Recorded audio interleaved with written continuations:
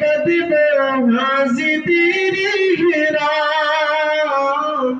কবে আসবে মদিনার পয়গাম, গায়ে বাঁধব হাজিদের ঘেরা, আমি ঘুরব মদিনার চারিপাশ, দু চোখ দেখব সবজি গুম্বাদ, আমি ঘুরব মদিনার চারিপাশ,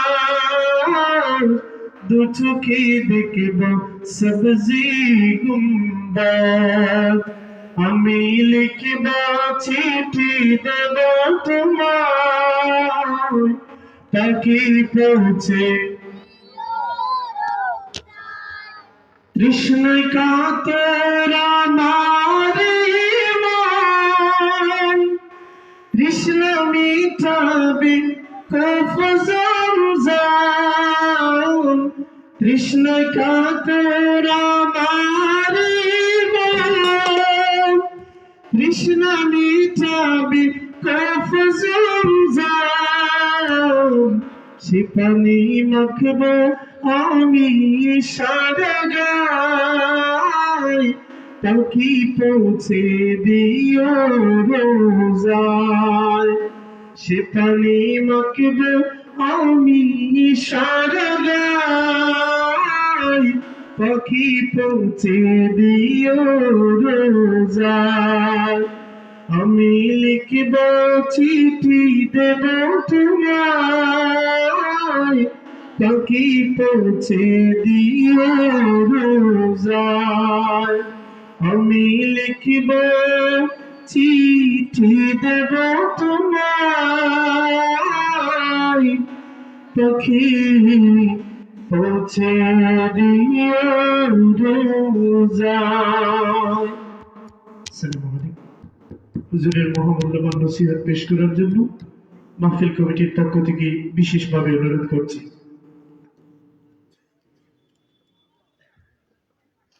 আসসালামু আলাইকুম ওয়া রাহমাতুল্লাহি ওয়া বারাকাতুহু।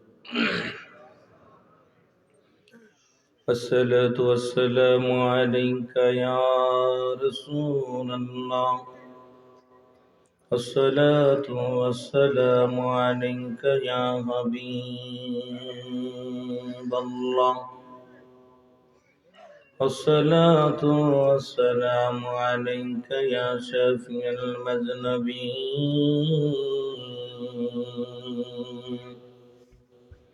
الصلاة والسلام عليك يا رحمة للعالمين।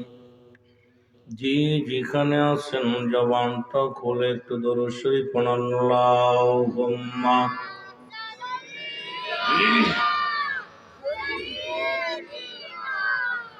মাওলানা মুহাম্মাদ ওয়ালা ভাই মাইক আওয়াজ বাড়ান। দেনা মাওলানা ধন্য গো মদিনাবাসী, ও ধন্য তোমাদের জিন্দেগি,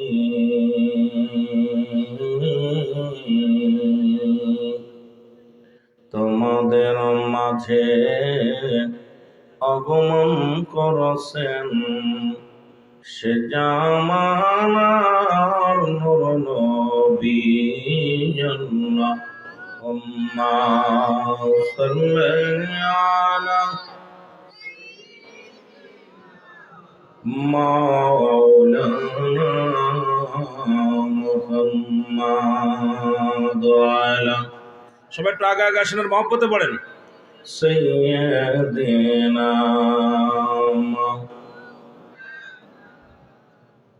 লা ইলাহা ইল্লাল্লাহ, জোরে লা ইলাহা লা ইলাহা মুহাম্মাদুর صلى الله عليه وسلم بلغ العلا بكماله كشف الدجى بجماله حسنت جميع خصاله صلى عليه وآله আলহামদুলিল্লাহ।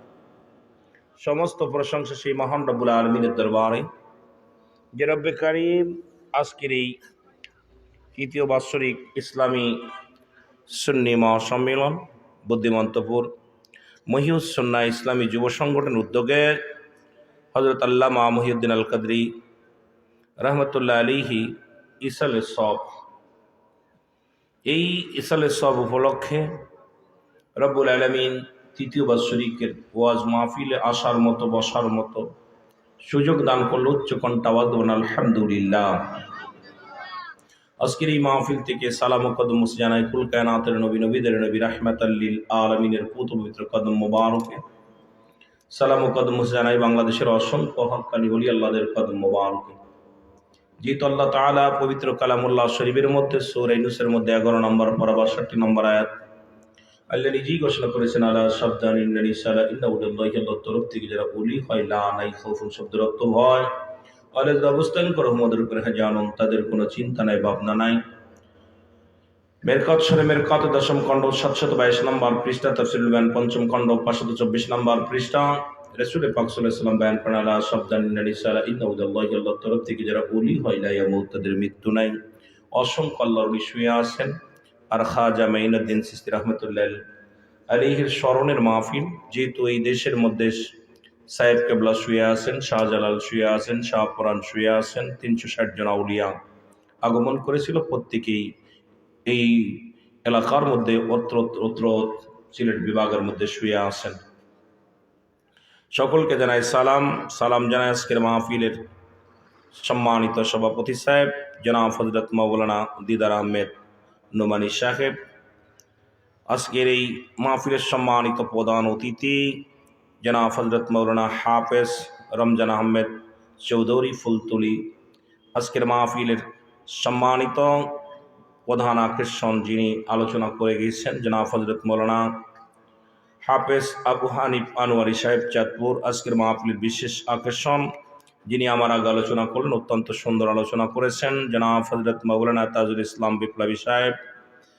তার আগে আলোচনা করেছেন জনাব আলহাজ হযরত মাওলানা আশরাফ আলী আনসারী সাহেব সহ অন্যান্য ওলামা ইকরাম, মুসলিম ইমাম সাহেব মুসল্লিগণ, দিগর ওলামা ইকরাম, মুসলিম ইমাম সাহেব মুসল্লিগণ, সামনের পৃষ্ঠ আশিকান, জাকির আন্দোলন করেন মুসলমান ভাই বন্ধুগণ, পর্দারের মা বোনেরা, সকলকে সালাম জানাই, আসসালামু আলাইকুম ওয়া রাহমাতুল্লাহি ওয়া বারাকাতুহু।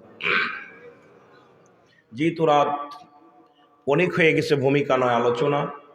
আমি আপনাদের মাঝে গত বছর এসেছিলাম।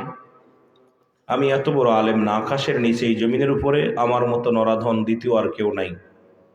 আমি পাপী মানুষ। আপনাদের দোয়া যদি থাকে, যদি একটা কথা বলার সুযোগ যদি আল্লাহ দান করে, তাহলে বলতে পারবো, নয়তো বলা সম্ভব না। তা শুরুতে আপনাদেরকে বলছি, একটু আগায় বসেন, খালি জায়গাটা পুরা করে বসতে হবে, খালি জায়গাটা পুরা করে বসতে হবে। মহব্বতের সঙ্গে দুরূদ শরীফ পড়ার আগে আগে বসেন। আল্লাহুম্মা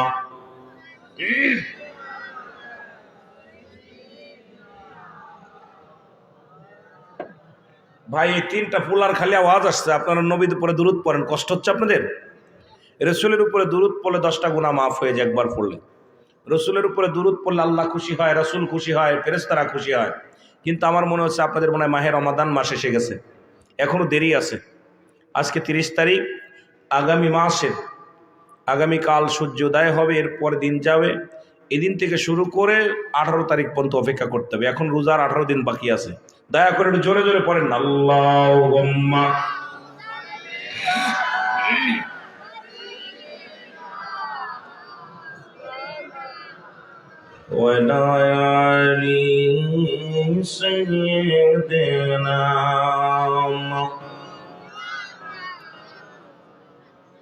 এ দুনিয়ার মুসলমান, আল্লাহ রাব্বুল আলামিন রিয়াজুল জান্নাহ বেহেশতের বাগানে আসার মতো বসার মতো সুযোগ দান করল।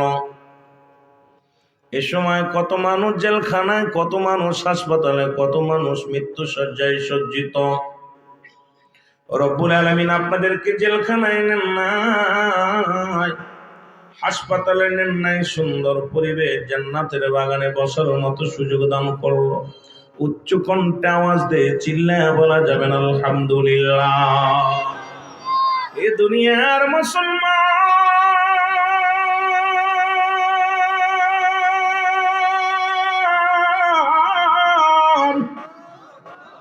এ জীবন জীবন নয়, এমন একটা জীবন আসবে গো যে দেশে গেলে মানুষের বিচার হয়, যে দেশে গেলে মানুষের হিসাব হয়, যে দেশে গেলে মানুষ আর কোনোদিন ফিরে আসে না। সেই দেশটার যাত্রী আমরা। সুতরাং আজ হোক কাল হোক দুনিয়ার মায়া ছেড়ে চলে যেতে হবে। দুইটা টাইমে মানুষের মরণ হয়, একটা হলো রাতের বেলা, একটা হলো দিনের বেলা। দিন শুরু করেছিলাম, মৃত্যুবরণ করি নাই। রাত শুরু করেছি, এখনো মৃত্যুবরণ করি নাই। আগামী দিন আপনার আমার জন্য সূর্যোদয় হবে। কেউ বলতে পারি না, যে কোনো মুহূর্তে মালাকুল মউত চলে আসতে পারে। মৃত্যুর জন্য প্রস্তুতি থাকার দরকার আছে কিনা? এ মুসলমান, পৃথিবীর মধ্যে আসার একটা সিরিয়াল আছে গো, যার কোনো সিরিয়াল নেই। দেখা যায় দাদা জিন্দা, নাতি দুনিয়ার মধ্যে নাই, বাবা জিন্দা, সন্তান দুনিয়ার মধ্যে নেই।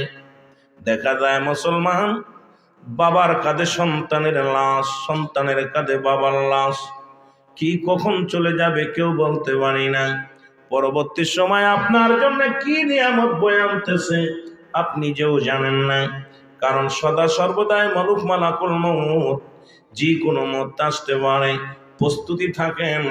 আর মানুষের তিনটা বিপদ। নাম্বার ওয়ান হলো মানুষের মরণ, নাম্বার 2 হলো কবর, নাম্বার 3 হলো কিয়ামতের ময়দান। সুতরাং এই মরণের পেয়ালা পান করতে হবে, এর মধ্যে কোনো সন্দেহ নাই। জোরে জোরে চিল্লায়া বলা যাবে না, ঠিক কিনা? একটু মহব্বতের সঙ্গে দুরূদ শরীফ পড়ুন, আল্লাহুম্মা। একটু মহব্বতে বলেন না, মহব্বতে। এ মদিনা যাইতে পারলাম না, মদিনা দেখতে পারলাম না, বলো মদিনা যাইতে পারলাম না, মদিনা। যারা মদিনার পাগল জোরে জোরে বলেন, মদিনা যাইতে পারলাম না, মদিনা। আমি অসহায় তাই এত দূরে রই, আমি অসহায় তাই এত দূরে রই, দূর থেকে সালাম জানাই, বলো দূর থেকে সালাম জানাই, মদিনা যাইতে পারলাম না, মদিনা। মহব্বতে বলেন না, সিলা মদিনা যাইতে পারলাম না, মদিনা। মদিনার নাম কত মধু,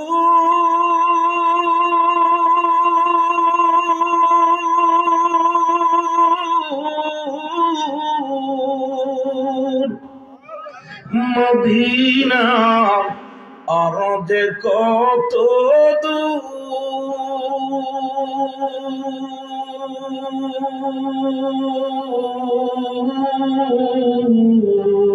ওই মদিনার পথের দুলি ভালো, ওই মদিনার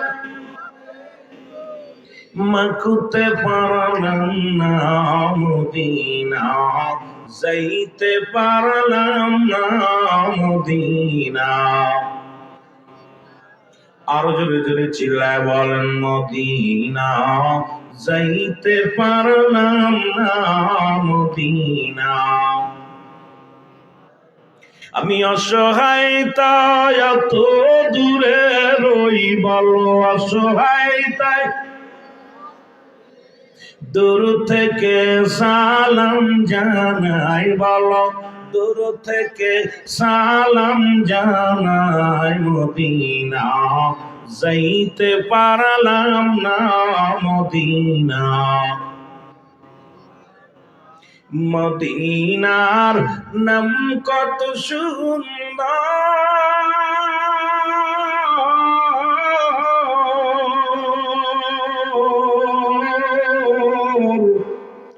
মদিনা কেড়ে সে অন্ত,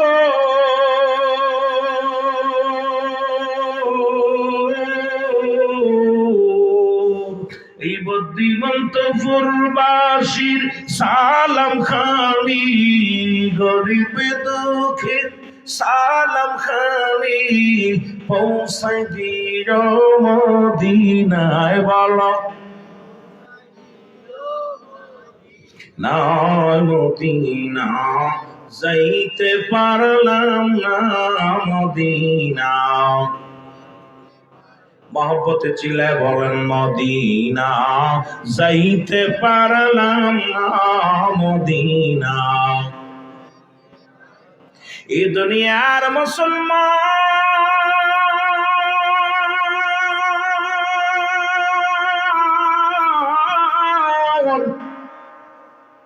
রহমতের নবী রাহমাতুল লিল আলামিন এই দুনিয়ার মধ্যে সবাই তার আল আমিন উপাধি দিল গো। এই দুনিয়ার মধ্যে নবীর চাচার সংখ্যা ছিল মুসলমান 9 জন।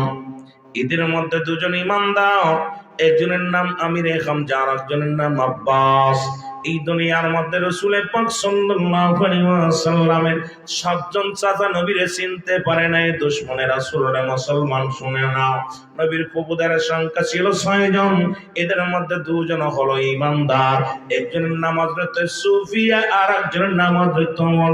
রাসূল পাক সাল্লাল্লাহু আলাইহি ওয়াসাল্লামের আদর্শ দেখিয়া এরে মুসলমান আল্লাহ তো দিছে বানাইয়া বায়নাত, উত্তম ব্যবহার, উত্তম আখলাক, উত্তম চরিত্র।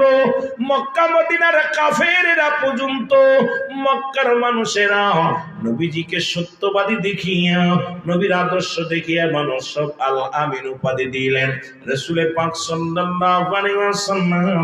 ও মুসলমান শুনে নাও, শুনে নাও, যখনই আমার নবীজি যখনই কালেমার দাওয়াত দেওয়া শুরু করলো, আমার রহমতের নবী রাহমাতুল লিল আলামিন যখনই শুরু করে দিল, ও দুনিয়ার মানুষ শোনো, তোমরা যারা মূর্তি পূজা করো, তোমরা যারা দুনিয়ার মধ্যে চন্দ্র পূজা করো, তোমরা যারা মানুষ পূজা করো, ছেড়ে দাও, ছেড়ে দাও, ছেড়ে দিয়ে আসো, আল্লাহর পথে আসো।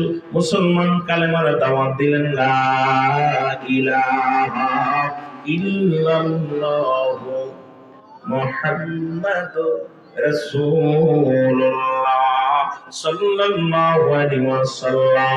আশহাদু আল্লা ইলাহা ইল্লাল্লাহু ওয়াহদাহু লা শারীকা লাহু আশহাদু আন্না মুহাম্মাদান আবদুহু ওয়া রাসূলুহু। জোরে জোরে চিল্লায়া বলা যাবে না আল্লাহু আকবার।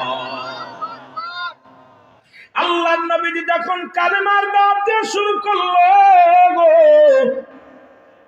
লা ইলাহা নাই করে লা ইল্লাল্লাহু আকাল্লা সারা মুহাম্মাদুর রাসূলুল্লাহ, আল্লাহ পাকের প্রেরিত রাসূল বা বান্দা হলো আমার নবী। আমার নবী শুধু এই কালেমা শুধু আমার নবীর নয়, এই কালেমা আদম আলাইহিস সালামের কালেমা। আদম নবী কয় লা ইলাহা ইল্লাল্লাহ, আদম শফিউল্লাহ লা ইলাহা ইল্লাল্লাহ, ইব্রাহিম খলিলুল্লাহ লা ইলাহা ইল্লাল্লাহ, ঈসা রূহুল্লাহ লা ইলাহা ইল্লাল্লাহ, মূসা কালিমুল্লাহ। আমার নবী কয় লা ইলাহা ইল্লাল্লাহু মুহাম্মাদুর রাসূলুল্লাহ। জোরে জোরে চিল্লায় বলেন সাল্লাল্লাহু আলাইহি ওয়াসাল্লাম। এই দুনিয়ার মুসলমান শুনে নাও, রহমতের নবী যখন কালেমা দিয়া সালাত দেয়া শুরু করলো, দলে দলে মানুষ কালেমার পতাকা তলে আসতে লাগলো। যখন নবীজির পক্ষেই ও মুসলিমেরা দলে দলে আসতে শুরু করলো গো, তখনই আমার রাসূলের উপরে আক্রমণ শুরু করে দিল, নবীর উপরে নির্যাতনের মাত্রা বাড়িয়ে দিল। আমার নবীজিকে আঘাত করা শুরু করলো, মুসলমানদের বাড়ি ঘর পুড়িয়ে দেওয়া শুরু করলো, মুসলমানদের উপরে নির্যাতনের মাত্রা বাড়িয়ে দিল। যেমন ভারতের মুসলমানেরা কালেমা পড়ার অপরাধে অনেক মুসলমানকে হত্যা করা হয়েছে, মুসলমানেরা নামাজ পড়ার কারণে তাদের হত্যা করা হয়েছে। অমুসলিমেরা কখনো মুসলমানদের বন্ধু হতে পারে না, সারা জীবন মুসলমানদেরকে তারা আর নজরে তাকায়া দেখে। ও যুবক বন্ধুরা শুনে নাও, তদ্রুপ মক্কা নগরে মুসলিমেরা মুসলমানদের উপর নির্যাতন চালায় রে। আমার আল্লাহ ডাক দিয়ে বলে, জিবরিল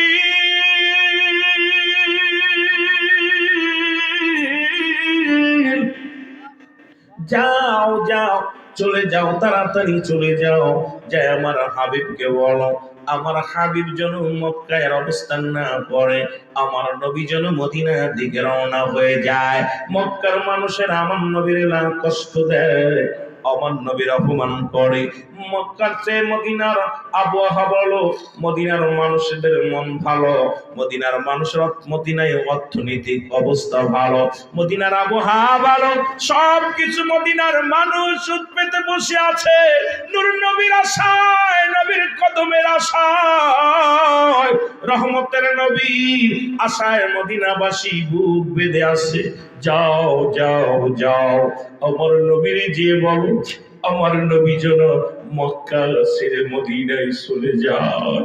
জিবরিল আমিন এসে সালাম দা, আসসালামু আলাইকুম ইয়া রাসূলুল্লাহ, ইয়া হাবিবাল্লাহ, নবী গো আপনি মক্কায় আর আপনার থাকা লাগবে না, মক্কা থেকে মদিনায় যাওয়ার হুকুম দিয়েছে আমার আল্লাহ। জিবরিল আমিনের কথা শুনিয়া নবী ডাকতে বলে, জিবরিল এই মক্কা আমার মায়ের ভূমি, মক্কা আমার বাবার ভূমি, আমি কেমনে ছেড়ে যাব? এই মক্কা আমার জন্মভূমি ছেড়ে কেমনে আমি মদিনার দিকে যাই? আমার নবীকে ডাকতে বলে, জিবরিল আমিন হুজুর মায়ের নবী আর দেরি করেন না, আপনি রওনা হয়ে যান গো। ইয়া রাসূলুল্লাহ, ইয়া হাবিবাল্লাহ, আপনি মক্কা থেকে মদিনায় যান, মদিনার মানুষ অপেক্ষা আছে, আপনার অপেক্ষা আছে। জোরে জোরে চিল্লায় বলা যাবে না আল্লাহু আকবার, আর একটু জোরে জোরে চিল্লায় বলা যাবে না আল্লাহু আকবার। এর মদিনা মদিনা আশিক মুমিনের ঠিকানা, বলো না মদিনা মদিনা আশিক। আরো জোরে জোরে চিল্লা বলো, বলো মদিনা মদিনা আশিক মুমিনের ঠিকানা। আয় গায়ে দিদার চেয়ে কাঁদো তোমরা, দিদার চেয়ে। ভাই আমার দিয়ে ওয়াজ করা নিতে হবে, আমি বুবা মানুষের লোক ওয়াজ করতে পারতাম না, আমার দিয়ে এত বক্তা যতগুলো ওয়াজ করছে বক্তাগুলো তাদের মন মতো ওয়াজ করছে, আমাকে দিয়ে ওয়াজ করা নিতে হবে। যত ভালোবাসা প্রেম দিবেন তত সুন্দর সুন্দর আলোচনা শুনবেন। আমি বালকদের শুরু করছি, যুবকদের দিব, সামাজিকতা দিব, মা বোনদের দিব। সুতরাং বাস্তবতা নিয়ে আলোচনা করব। যত প্রেম দিবেন তত স্পিরিট বাড়বে ওয়াজের, যত ফাঁকি দিবেন আমিও ফাঁকি দিব, কারণ রাত হয়ে গেছে। আপনি বুবা মানুষের লগে ফাঁকিবাজ মানুষের লগে ওয়াজ করতেও রাজি না, শোনাইতেও রাজি না। আমি গুনাহগার, আমার স্পিরিট যেমন এইরকম শ্রোতারও স্পিরিট বাড়া লাগবে। ওই পোল্ট্রি মুরগি খাপ, পোল্ট্রি মুরগি দেখছেন 15 কেজি 16 কেজি খালি জিমায়, কথা বুঝিনি? এখন হুজুররাও পোল্ট্রি মুরগি খায়া খায়া আমরাও জুমানা শুরু করছি, কথা বুঝেননি? এগুলো চলবে না। জান্নাতি মানুষের স্পিরিট হবে, যত সময় ময়দানে থাকবেন স্পিরিট থাকবে, মদিনাওয়ালার প্রেম অন্তরে জাগবে, আল্লাহর গোলামের তো কোনো ভয় নাই। ভয় আছে তারা বাইরে আছে। আরে আজরাইল যদি এখানে এসে জানটা কবজ করে নিয়ে যায়, ধন্য আমি আপনি, কারণ জান্নাতের বাগানে মৃত্যু হয়েছে, যেন বলেন ঠিক কিনা? বলো না মদিনা মদিনা আশিক মুমিনের ঠিকানা, বলো না মদিনা। মারহাবা। আয় হায় দিদার চেয়ে কাঁদো তোমরা, দিদার চেয়ে ও না নবীর দিওয়ানা মদিনা। নবীর প্রিয় সাহাবী আবু বকর সিদ্দিকী, বলো নবীর প্রিয় সাহাবী ও ভালোবেসে শুইল পাশে, ভালোবেসে যাই আসে তাই দেখো না মদিনা। আয় হায় বলো না মদিনা। পিছের ভাড়া জোরে আরো জোরে বলেন মদিনা মদিনা, আশিক মুমিনের ঠিকানা। বলো না মদিনা। কালো হাবশি বেলালে ভালোবাসো ওই নবীকে, ও হায় কালো হাবশি বেলালে ওরে ইসলামের প্রথম মসজিদ, ইসলামের প্রথম মসজিদ বানাইলেন রব্বানা মদিনা। আশিক মুমিনের ঠিকানা। বলো না মদিনা। মুখস্থ করেন বলো না মদিনা মদিনা, আশিক মুমিনের ঠিকানা। বলো না মদিনা। আয় হায় দিদার চেয়ে কত তোমরা, দিদার চেয়ে কত তোমরা হো না নবীর দিওয়ানা মদিনা। জালালউদ্দিন সুয়ুতি ৭৫ বার দেখলা নবীজি। বলো জালালউদ্দিন সুয়ুতি ওরে এতবার দেখিয়াও নবী, এতবার দেখিয়াও নবী, তৃষ্ণা তাহার মেটে না মদিনা। আয় হায় মদিনা মদিনা, আশিক মুমিনের ঠিকানা। বলো না মদিনা মদিনা। আয় হায় দিদার চেয়ে কত তোমরা, দিদার চেয়ে কত তোমরা হও না নবীর দিওয়ানা মদিনা। এ মদিনার পাগলের শুনে না গো, রহমতের নবী মক্কা ছেড়ে যখন মদিনার উদ্দেশ্যে রওনা দিছে রে, রাসূলুল্লাহ মদিনায় যে যখন রওনা হয়ে গেল, বারবার জন্মভূমির দিকে তাকায়। রাসূল চোখের পানি ছেড়ে বুকটা বসায় কান্দে। আহারে মাতৃভূমি, আহারে মায়ের ভূমি, আহারে বাবার ভূমি, আমি ছেড়ে মদিনায় যাইতেছি। মদিনার দিকে রওনা হয়ে গেলেন। নূর নবী রাহমাতুল লিল আলামিন যখন মদিনায় গেলেন, যে মুসলমান মদিনার অলিগলির মধ্যে সবাই আবাল বৃদ্ধ নারী পুরুষ সবাই দাঁড়ায় আছে। আমার নবীকে পাইয়া বড় খুশি, নবীকে পাইয়া আহলান সালাম, নবীকে পাইয়া নবীরে স্বাগতম গ্রহণ করেন, নবীজিকে বুকে নিলেন। দুইটা বালক রাসূলুল্লাহর কাছে ছুটে আসলেন। একটা বালকের বয়স ৮ আর একটা বালকের বয়স ১০।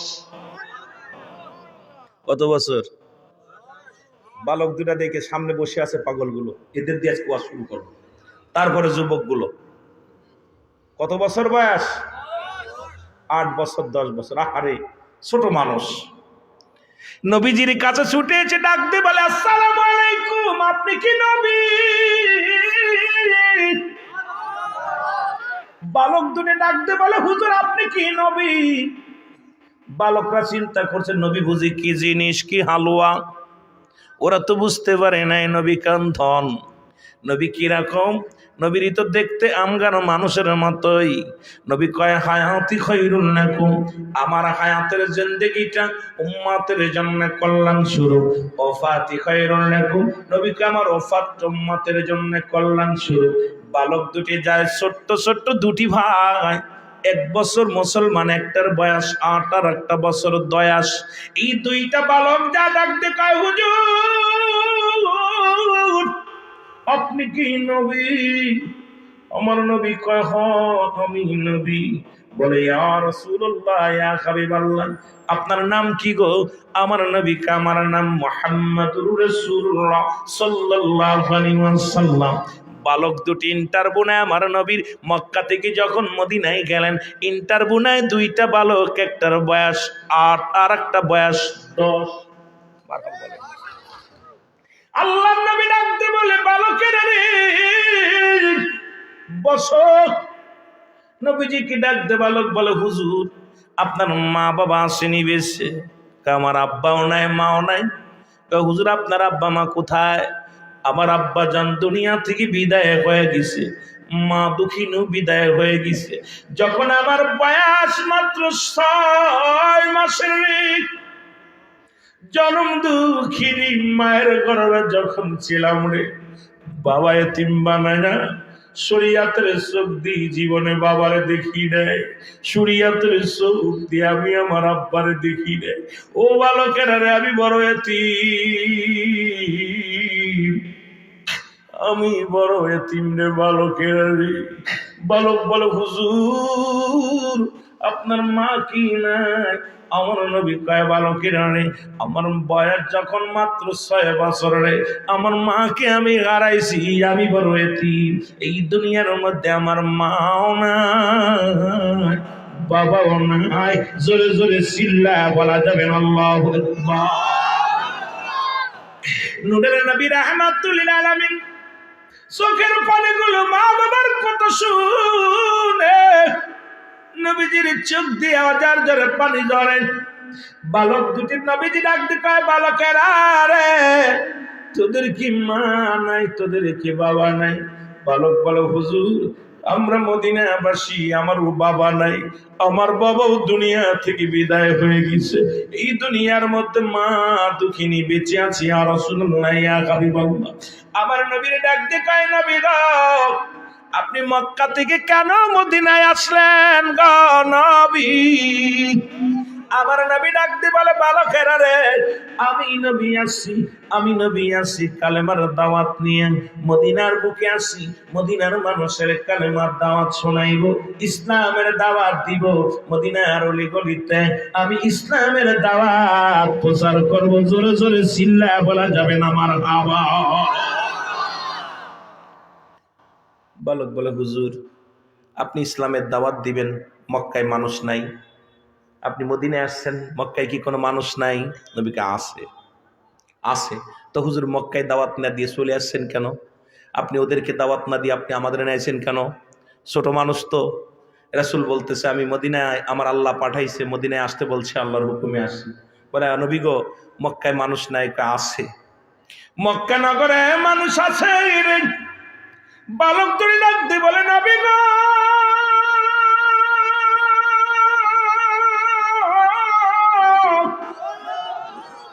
মক্কায় যদি মানুষ থাকে কেন মদিনায় এলেন গো? মদিনায় কেন আসলেন নবী? আমার নবী কান্দের কয়, বালকেরা রে, মক্কার মানুষেরা আমারে কষ্ট দিছে, মক্কার মানুষেরা আমাকে মারছে, মক্কার মানুষেরা আমার উপরে নির্যাতন করেছে, মক্কার মানুষেরা কত না নিষ্ঠুর, তারা কষ্ট দিছে। বালকদের ডাকতে কয়, নবী গো আপনার চেহারা দেখি তো বড্ড মায়া লাগে গো নবী, এই দেহের মধ্যে কেমনে আঘাত করে মানুষ। ইয়া রাসূলুল্লাহ আপনার তো মাও নাই বাবাও নাই, আপনারে কে সান্ত্বনা দিবে, কে আপনারে ভালোবাসবে? নবী গো মক্কার মানুষেরা আপনাকে মারছে, গালিগালাজ করছে। আমার নবী কয়, বালকেরা রে, মক্কার মানুষেরা আমারে ভুল বুঝছে। আমি নবী আসি একমাত্র দাওয়াত দিয়ে লা ইলাহা নাই কইলা ইল্লাল্লাহু আকাল্লা সারা মুহাম্মাদুর রাসূলুল্লাহ সাল্লাল্লাহু আলাইহি ওয়াসাল্লাম আল্লাহ পাকের প্রেরিত রাসূল বা বান্দা হলো নবী মুহাম্মাদুর রাসূলুল্লাহ। এই দাওয়াত নিয়ে আসি মদিনায়, মক্কায়। কিন্তু মক্কার লোকেরা আমার উপরে কষ্ট দিছে, আমারে খুব কষ্ট দিছে রে, নির্যাতন করেছে। বালকদের ডাকতে বলে, নবী গো মক্কার কোন মানুষটা আপনারে বেশি কষ্ট দিচ্ছে একটু জানতে পারি?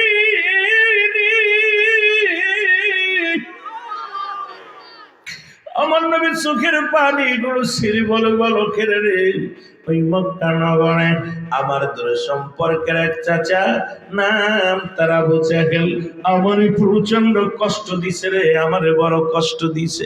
বালক দুটি দুই হাতে শপথ করে বড় ভাই ছোট ভাই বলে, ভাই রে, আমার নূরের নবীরে যারা কষ্ট দিছে রে, যদি কোনোদিন আবু জেহেলকে পাই রে, উচিত শিক্ষা দিয়া দিব। যদি কোনোদিন মক্কা থেকে মদিনায়, যে মদিনা থেকে মক্কায় যেতে পারি, ওই আবু জেহেলকে আমরা দুই ভাই মিলে হত্যা করব। জোরে জোরে চিল্লায় বলা যাবে না মারহাবা।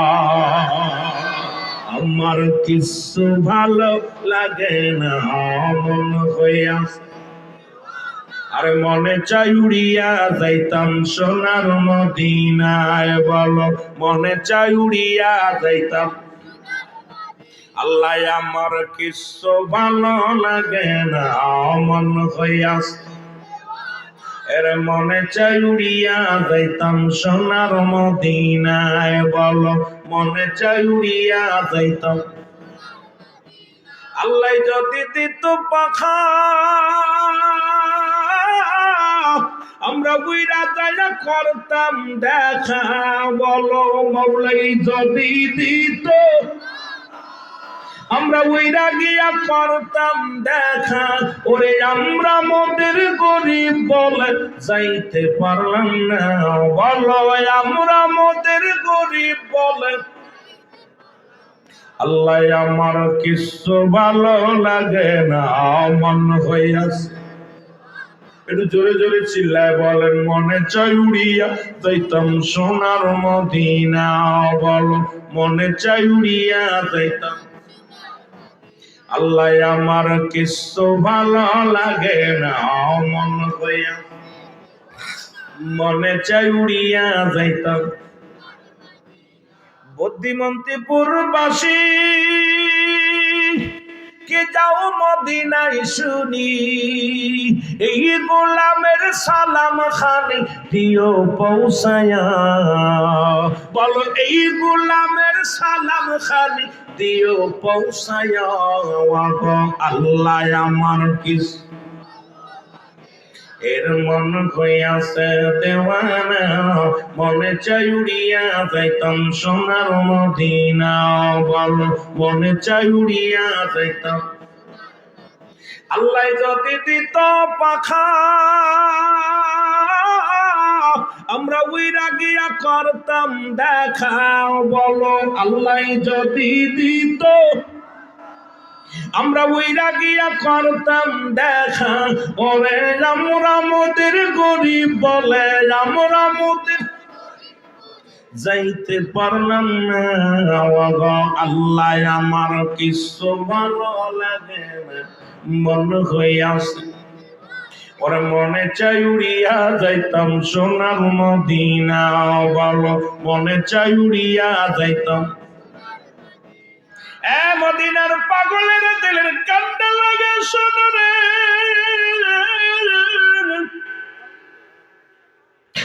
রহমতের নবী বালক দুটির বুকের মধ্যে টান দিয়া লইয়া চোখের পানি গুলো ছেড়ে দিছে। নবীও কান্দে, বালকের কান্দে রে। বালক দুটি বলে, নবী গো, আমরা দুটি ভাই শপথ করলাম আজকে যদি কোনোদিন সুযোগ হয়, যদি কোনোদিন আবু জেহেলের সামনে পায় গো নবী, তারে দুনিয়া থেকে বিদায় করে দিব। ইয়া রাসূলুল্লাহ, ইয়া হাবিবাল্লাহ, নবী গো আপনি কাঁদবেন না, চোখের পানি মুছে ফেলেন। রাসূল গো, আপনার মুখটা বেজারে দেখলে আমরা সহ্য করতে পারি না।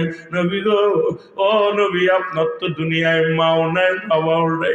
ইয়া রাসূলুল্লাহ, ইয়া হাবিবাল্লাহ, নবী গো আপনার চোখের পানি আমরা সহ্য করতে পারি না বলে বালক দুটি চলে গেলেন। রহমতের নবী মক্কা মদিনার বুকে, মদিনার অলিগলিতে কালেমার দাওয়াত প্রচার করতে লাগলেন। দলে দলে মানুষ ইসলামের পতাকা তলে আসতে লাগলেন, সবাই কালেমা পড়ে মুসলমান হয়ে গেল। এদিকে মক্কা মদিনার কাফেরেরা রে নির্যাতনের মাত্রা বাড়িয়ে দিল। তাদের ঘর দরজা, যারা মুসলিম নতুন যারা মুসলমান হয়েছে, তাদের ঘর দরজা লুটতারাজ করে নিয়ে যায়, তাদের ঘর দরজা আগুন ধরিয়ে পুড়িয়ে দেওয়া হয়।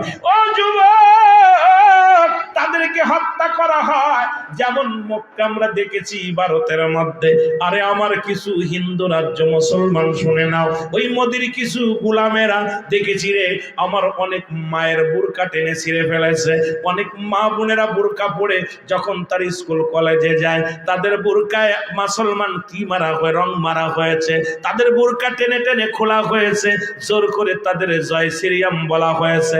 কিন্তু আমরা বাংলাদেশের মুসলমান কোনোদিন তো কোনো হিন্দুরে আঘাত করি নাই, তারপরেও কেন এত নালিশ, তারপরেও কেন এত মুসলমানদের উপরে নির্যাতন? কারণ কোনোদিন দাদারা মুসলমানদের ভালোবাসে নাই। তার একটা প্রমাণ এবার পেয়ে গেলাম আমরা। আইপিএলে খেলার জন্য বাংলাদেশের মুস্তাফিজুর রহমান, এই ছেলেটা তো খুন করতে যাবে না, মারামারি করতে যাবে না, শুধু দুইটা বল চালবে, ওরা মারবে। কিন্তু তাদের এত শত্রুতাই শুধু মুসলিম প্লেয়ার হওয়ার কারণে, মুসলমান হওয়ার কারণে ওই হিন্দু রাজ্য মেনে নিতে পারে নাই। বাংলাদেশের উপরে ষড়যন্ত্র চালায়া এই খেলার ময়দানটা পর্যন্ত বন্ধ করে দিছে। আমাদের আর বুঝতে বাকি নাই, বন্ধু কোনোদিন বন্ধু হতে পারে না, অমুসলিম কোনোদিন বন্ধু হতে পারে না। এরা মুসলমানদের শত্রু, মুসলমানদের শত্রু। জোরে জোরে চিল্লায় বলেন ঠিক কিনা? হয়তো অনেকে কষ্ট পাইতে পারেন, অসংখ্য মুসলমানদের বাড়ি ঘর পুড়িয়ে দিছে, নামাজ পড়তে গেছে তাদের লাথি মেরে, তাদের আপনার দেখছেন গাড়ি ঠেকায় এক ড্রাইভার নামাজ পড়তেছিল, তাকে শিরচ্ছেদ করে ফেলেছে। মসজিদে যারা নামাজ পড়েছে তাদের লাথি মেরে, ওই দেশের পুলিশ প্রশাসন তারা লাথি মেরে, আমার তো ভিসা বন্ধ করে যা বন্ধ করেছে, ভারতে যা বন্ধ, আমি গেলেই আমার গ্রেফতার করবে। ভয়ের কোনো কারণ নাই, কারণ এই দুনিয়ার মধ্যে মুসলমানদের বেইজ্জতি করবে, মুসলমানদের লাঞ্ছিত করবে। আমরা মুসলমান আর আঙ্গুল তুষার সময় নেই, আমাদের গায়ে রাহমাতুল লিল আলামিনের প্রেম আছে। আমরা মুসলমান কোরআনের পাখি, আমরা কোরআন হাদিসের পাগল, আমরা মাথা নত করতে জানি না, প্রয়োজন হলে জীবন দিয়া দেব, কোন বাতিলের কাছে মাথা নত করব না। যারা বলেন ঠিক কিনা? সবচেয়ে বেশি কষ্ট, আমি কারোর গিবাত করতে আসি নাই, আমি মুসলমানদের পক্ষে কথা বলতে এসেছি। আমি এখানে রাজনীতি করতে আসি নাই, রাজনীতি কথা বলতে আসি নাই, কারোর পক্ষ নিয়ে কথা বলতে আসি নাই। কোরআনের পক্ষে কথা বলবো আজকে, কোরআনের পক্ষেই, হাদিসের পক্ষে কথা বলবো, রাসূলের পক্ষে, ওলি আল্লাহদের পক্ষে। আমাদের জবান এইরকম উচ্চ আওয়াজ হবে, কারণ যখন এই গৌর গোবিন্দ যখন রুলার চালিয়েছিল, ভারী জায়গা আপনারা শুনলে কষ্ট পাবেন। যখন এই সিলেটের মানুষ আজকে যারা ওলি আল্লাহদের বিরোধিতা করেন, শাহজালাল ইয়ামানি যখন 360 জন আউলিয়া নিয়ে যখন সিলেটের জমিনে রওনা দিয়েছিলেন ইয়ামেন থেকে, তখন গৌর গোবিন্দ জোরালো দাবি করেছিল, মৌলবীরা হন ভালো করে, গৌর গোবিন্দ ঘোষণা করে দিছিল যে সিলেটের জমিনে কোনো দাড়িওয়ালাদের জায়গা হবে না, সিলেটের জমিনে কোনো টুপিওয়ালাদের স্থান হবে না। আজকে যারা আমার সামনে বসে আছো ভালো করে শুনে নাও, তার ঘোষণা ছিল পৃথিবীর মধ্যে পৃথিবী উল্টে যাবে, তবু সিলেটের জমিনে কোনো আজান হবে না, সিলেটের জমিনে কোনো দাড়িওয়ালা, টুপিওয়ালা, পাগড়িওয়ালা ঢুকতে পারবে না। এই ছিল তার ঘোষণা। ভালো করে শোনেন সিলেটের বাসী, আজকে ভালো করে কান দিয়ে শোনেন। রব্বে কারিম অত্যন্ত কষ্ট পেয়ে গেলেন। রব্বে কারিমের হুকুমে সিলেটের শাহজালালকে 360 জন আউলিয়া নিয়ে চলে আসলেন ওখানে। আসা পর গৌর গোবিন্দ ঘোষণা করে দিল, কোন দাড়িওয়ালাকে যদি গাড়িতে উঠাও তাকে শিরচ্ছেদ করা হবে। ইতিহাস ভুলে যাবেন না সিলেটবাসী, আমি ইতিহাসটা জানাই দিয়ে যাই। যদি কোনো দাড়িওয়ালা টুপিওয়ালাকে নদী পার করা হয় তাকে শিরচ্ছেদ করা হবে, কোন টুপিওয়ালাকে সিলেটে ঢুকতে দিলে তাকে হত্যা করা হবে। ঘোষণা করার পর সব নগ্ন পথ বন্ধ, বিমান পথ বন্ধ, সব বন্ধ করে দিলেন, নদী নালা সব বন্ধ। শাহজালাল ইয়ামানি পায়ে হেঁটে আসলেন, ইয়ামেন শহর থেকে অনেক সাধনা করে কষ্ট করে আসলেন। 360 জন আউলিয়া নিয়ে যখন সুরমা নদীর কিনারায় দাঁড়ালেন, আমার যুবক বাবারা শোনার ইতিহাস শিখে নাও, ইতিহাস জেনে নাও, ইতিহাস ভুলভাল ইতিহাস শোনো না, অলিদের ইতিহাস শোনো, সিলেটের ইতিহাস শোনো। আজকে সিলেটে বসে তোমাদের বিরোধিতা করে অমুসলিমেরা, তোমাদের মাথায় কাঁঠাল ভেঙে খেতে চায়, এটা সম্ভব নয়। কারণ এই ওলি আল্লাহদের দেশে ওলি আল্লাহদের দুশমনেরা কেউ থাকতে পারবে না। জোরে বলেন ঠিক কিনা? আর একটু জোরে বলেন ঠিক কিনা? আমার ভাইয়েরা, শাহজালাল ইয়ামানি বসে আছে নীরবে, দাঁড়িয়ে আছে, আল্লাহ নদী পার হব কেমনে, সুরমা নদীর কিনারায় দাঁড়িয়ে আছে। রব্বে কারিম ইলহাম দিলেন, এ হাবিব তোমার ভয় নেই, বন্ধু ভয় নাই, ভয় নাই। উনি 2 রাকাত নফল নামাজ পড়লেন, পড়ে শাহজালাল ইয়ামানি তার নিজের এই কোথায় যাই নামাজটা পানির মধ্যে ছেড়ে দিলেন, দেওয়ার পর ভেসে থাকলেন। একজন নয়, দুজন নয়, 360 জন আউলিয়া সেদিন সুরমা নদী পার হয়েছিল যাই নামাজে। জোরে বলেন মারহাবা। আজকে শুনেন ইতিহাস, যুবকেরা শোনো, বালকেরা শোনো, তোমাদেরকে বোবা বানিয়ে দিয়েছে। বিগত দিন যারা সরকার ছিল তারা কি করেছে, তারা দেখেছি, আমার কষ্ট লাগে বেশি, তারা বইয়ের ভিতর ঢুকাইছে বানর থেকে কেমনে মানুষ হয়, কেমনে সমগামী করা যায়, কেমনে মোটামুটি প্রেম প্রীতি করা যায়, সব শিখাইছে। এরপরে এখন যারা আসছে, এখনো দেখলাম অলিদের জীবন উঠাই, বই থেকে উঠাই দিছে। আমি বলবো শিক্ষাঙ্গন যদি নষ্ট, শিক্ষাঙ্গনের যে যারাই আসুক, যে সরকারি পার্লামেন্ট করুক, আমার কথা হলো শিক্ষা বইয়ের মধ্যে, যেখানে পাঠ্যদানের মধ্যে আল্লাহর অলিদের জীবনী, সাহাবীদের জীবনী, নবীদের জীবনী আনতে হবে। কারণ আমার দেশ 100% মুসলিম দেশ। এই দেশে যদি মুসলমান জানতে না পারে অলিদের জীবনী, এদেশে যদি জানতে না পারে আল্লাহর নবীদের জীবনী, এদেশের মানুষ যদি সাহাবীদের জীবনী না জানতে পারে, এই মানুষগুলো গুমরাহী হয়ে যাবে। যারা বলেন ঠিক কিনা?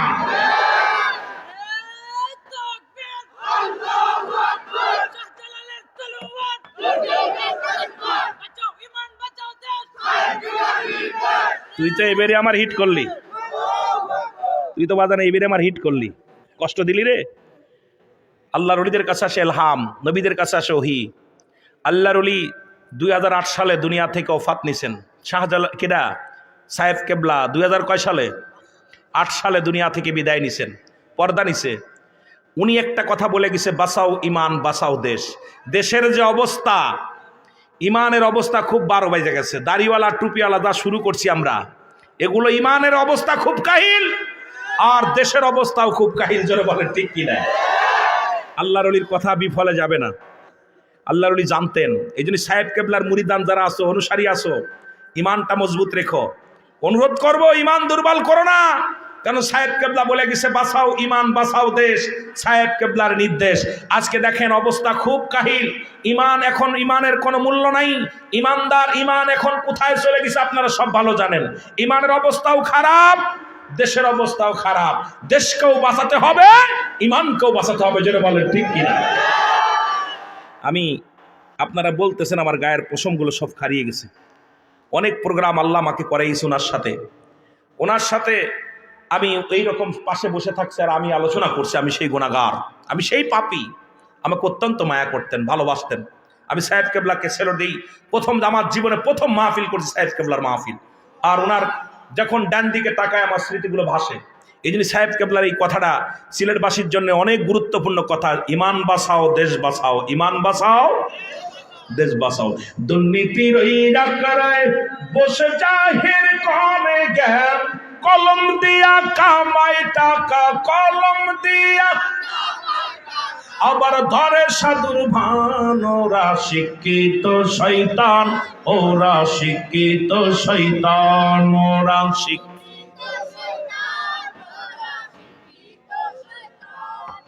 দুর্নীতির। আমার সাথে বলতে পারবেন? বলতে পারবেন? এই বাবারা যারা দাঁড়ায় আছেন সব বসেন, পিছনের বেড়া পারবেন বলতে? এই বলেন পারবেন? আমার সাথে জোরে জোরে। দুর্নীতির ওই আখড়ায় বসে জাহির করে জ্ঞান, বলো দুর্নীতির ওই আখড়ায় বসে এর কলম দিয়া কামাই টাকা, কলম দিয়া আবার ধরে সাধুর ভান। ওরা শিক্ষিত শয়তান, ওরা শিক্ষিত শয়তান, ওরা শিক্ষিত। ওরা হলো জাতির নাকি মহামারী মহাতন, ফাইলে কলম ঠাকাইয়া চালায় ওরা নির্যাতন। ঠিক কিনা?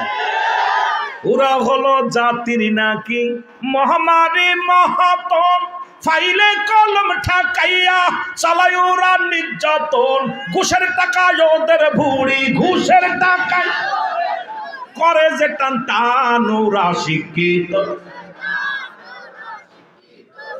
আর একটু জোরে বলা যাবে না? ওরা শিক্ষিত শয়তান, ওরা শিক্ষিত শয়তান, ওরা।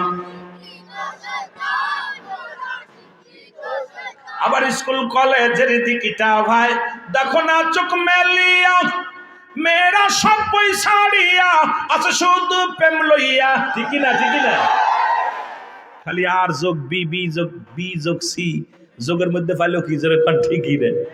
আমি একবার বিরাই মাহফিলে বলি কথাটা, দেখি মসজিদের ওয়ালে লিখতেছে এক ছেলে বি যোগ আর, আর যোগ বি।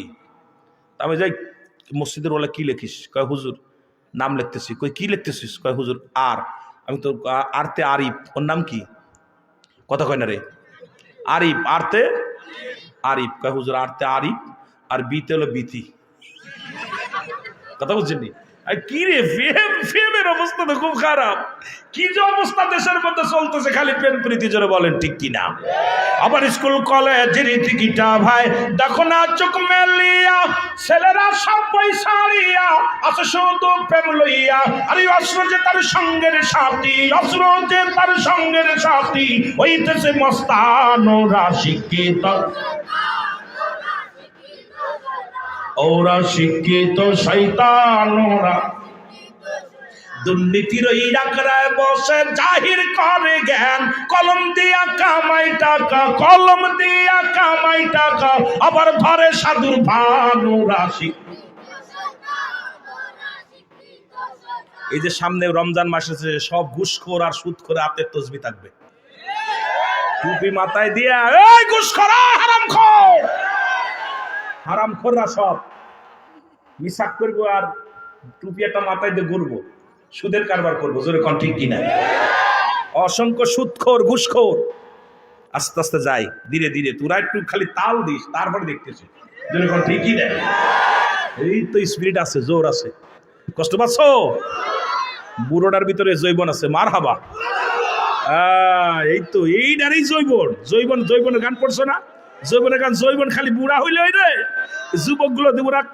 এই জন্যই বাবা কষ্ট কি দেখছেন, আগের যুগের মানুষ খাইছে দেশি মুরগির ডিম, দেশি মাছ, দেশি মুরগি, এর শক্তি, দেশি মাছগুলো, জিয়াল মাছ, কই মাছ, দেশি দেশিগুলো খাইছে, শক্তি বাড়ছে। আর এখন আমরা পোলট্রির মুরগি আর হলো পোলট্রির ডিম খাইয়া দে, খালি ঘুমায়, গাইওয়াল নেই। দাদাই কয় বিয়ে করো, নাতি কয় মাফ চাই। ঠিকই ঠিকই না? দাদাই কয় নাতি এই কি হয়েছে? কয় দাদা বিয়ে করতে। কয় আরে তুই না করলে আমি করবো। দাদার স্পিরিট আছে। সব শেষ। যুবক, যুবকদের তারুণ্য জাগবে, ভিতরে একটা স্পিরিট থাকবে। এটা যদি না থাকে তাহলে যুবক হলাম কেন? যুবক বয়স হবো জান্নাতি, 18 বছরের যুবক, 16 বছরের যুবতী আল্লাহ জান্নাতে দিব। মারহাবা বলেন না? আরো জনে বলেন মারহাবা। মহব্বতের সঙ্গে দুরূদ শরীফ পড়ুন। আল্লাহুম্মা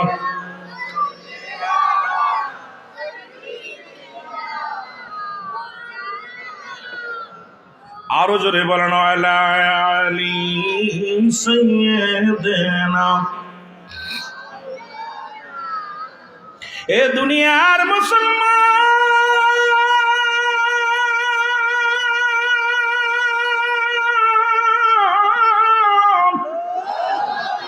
রহমতের নবীর উপরে যখন নির্যাতন শুরু হলো গো,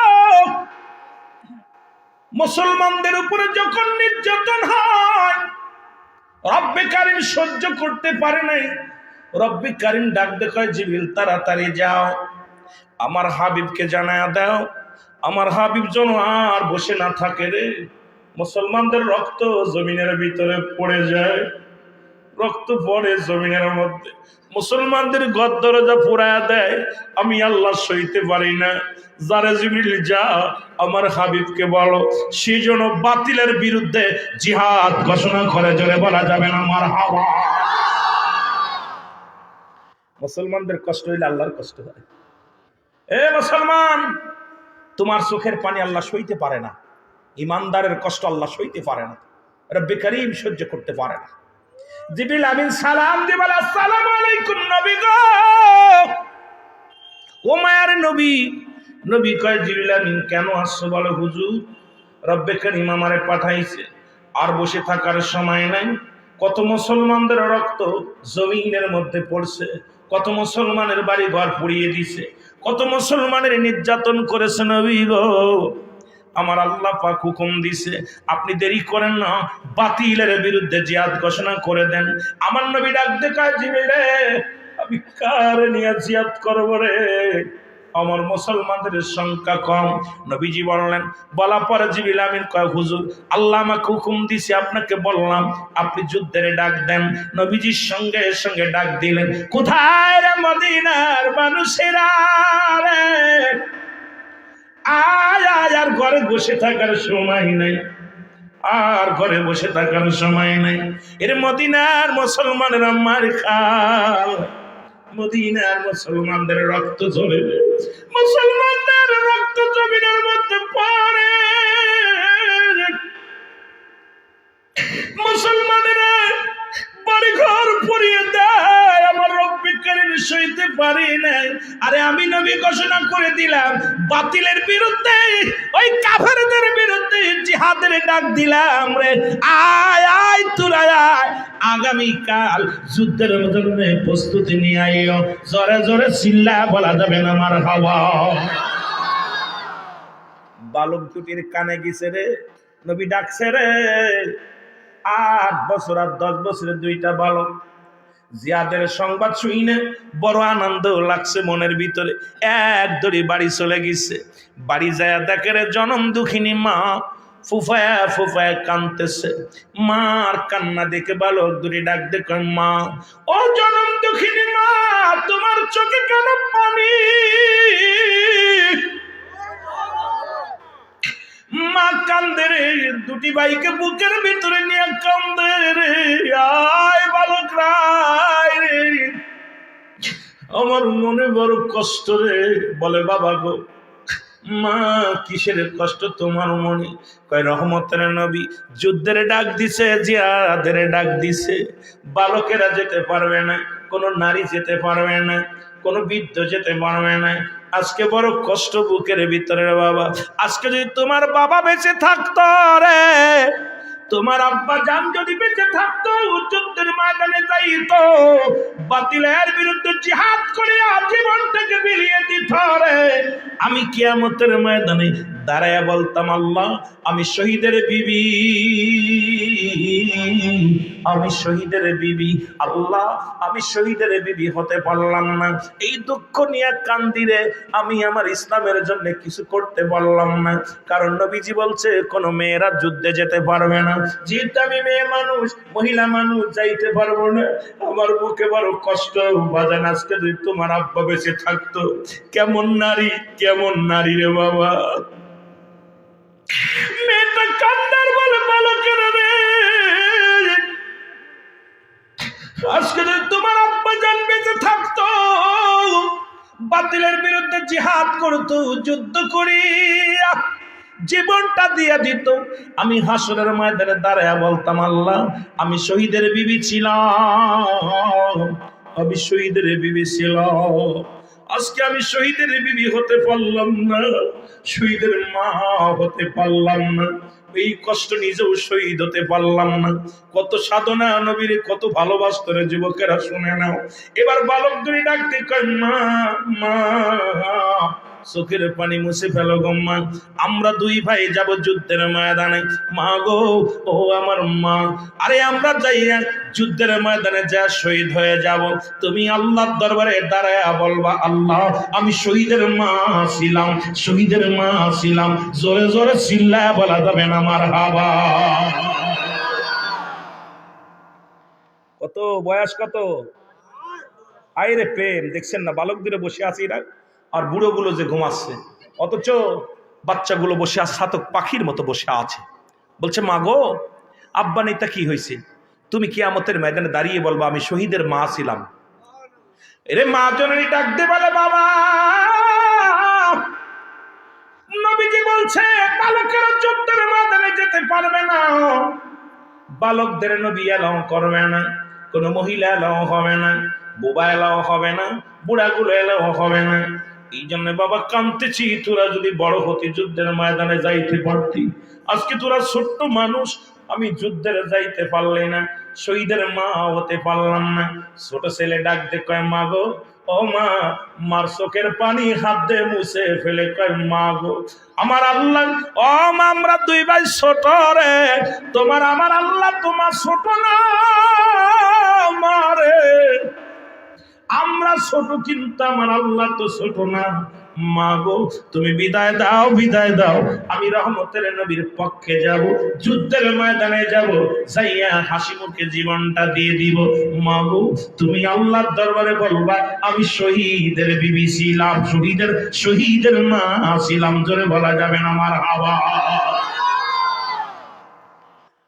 মা সন্তানের মুখে কথা হই না, দুই বাইরে বুকের ভিতর টান দিয়ে সুমা দিছে, কয় বাজান রে আয় আমার বুকের ভিতর আয়। মা গো কে বলছে তোমরা আমরা ছোট, কিন্তু আমার আল্লাহ কি ছোট? যাবো তো আল্লাহর রাস্তায় জিহাদ করতে, আল্লাহর রাস্তায় জীবন দিতে যাব, আমরা ছোটটা কি হয়েছে? মা তুমি বিদায় দাও না, আমরা যাব। মা দুটি ভাইকে দুইটা সুমো দিচ্ছেন মুখের ভিতরে, দিয়া আদর করে বললেন যা বাবা, আমার নবী রাহমাতাল্লিল আলামিনের জন্য, ইসলামের জন্য, সত্য ইসলামের জন্য, কোরআন হাদিসের জন্য আমি তোরে কুরবানি করে দিলাম, যা তোরা দুই ভাই শাহাদাতের পেয়ালা পান কর, রাসূলের পক্ষে সংগ্রাম কর। জোরে বলেন না সুবহানাল্লাহ। মা বলে এরে বলে মা। আর আমাদের মারা বাড়ি থেকে কইছে যাস না, ঠান্ডা লেগে যাবে না, হারাই যাবে না, যাও দুই সাইডে আইসোর। মা টেনশনে বাঁচতেছে না, ছেলে কি ঘুমাই গেল না কোথায় কেউ নিয়ে গেল, ধরে নিয়ে গেল। এই মা বোন শোন, মাহফিলে পাঠাইবি জোর কইরা, মাহফিলে মসজিদে পাঠাইবি জোর কইরা, জুম্মার দিনে বাইরে পিটাইয়া ধরে হাত পা ভাঙতে দরকারি মসজিদে পাঠাইবা। জোরে বলেন ঠিক কিনা? মা বাবার জন্য ছেলেরা ধর্মভীরু হয়, ফিতরাতের উপরে জন্মগ্রহণ করে সন্তানাদি, মা বাবার কর্মের উপরে। বুড়াও গান শুনতে বাপে কাঁধে করে গান শুনতে নিয়ে যায়, কায় বাজারে যায়, কিন্তু মসজিদে নেন। আর আমাদের দেশের কিছু বেহায়াপনা বিয়াদব কিছু ইমাম আছে, যদিও ছোট ছোট বাচ্চারা মসজিদে যায়, কার বাচ্চা নিয়ে আইছো? বলে ঠিক কিনা? ইমামরে বাদ দেবেন। যে সেক্রেটারি, যে সভাপতি কয় বাচ্চাদের আনলে কিটমিট করে, ওর ওই মসজিদ থেকে বাড়ি ওই তারাই খেলাতে হবে। যেন বলো ঠিক কিনা? বালকদের শিক্ষা দিতে হবে, ওরা তো আগামী দিনে আমাদের ভবিষ্যৎ, তুমি চিরদিন বাঁচবা। ও যখন 5 ওয়াক্ত নামাজের বাবার সঙ্গে আসবে, ও নামাজি হয়ে যাবে। ও সিজদার জন্য যখন আজান দেবে, বন্ধু বান্ধব ওকে ঠেকায় রাখতে পারবে না, শয়তান ওকে ঠেকায় রাখতে পারবে না। আর তুমি মৌলবী, তুমি মুসল্লি, বড় বুজুর্গ হয়ে গেছো, আসলে কাজ ছেলে পেলে বাড়ি যা। যেরকম ঠিক কিনা? সেদিনকে একটা ধরিলাম, কথা বুঝলেননি? এই আপনাদের আশকান্দের নামাজ, জুম্মার নামাজ পড়তে যাই, আমি মুরব্বী, সূরা ফাতিহা পারো, এত খ্যাটখ্যাট করো কেন? আপনার বাড়ি কই? আমি বাড়ি তো ছোট, কারণ বাইরে তো চলি বক্তা চেনে না।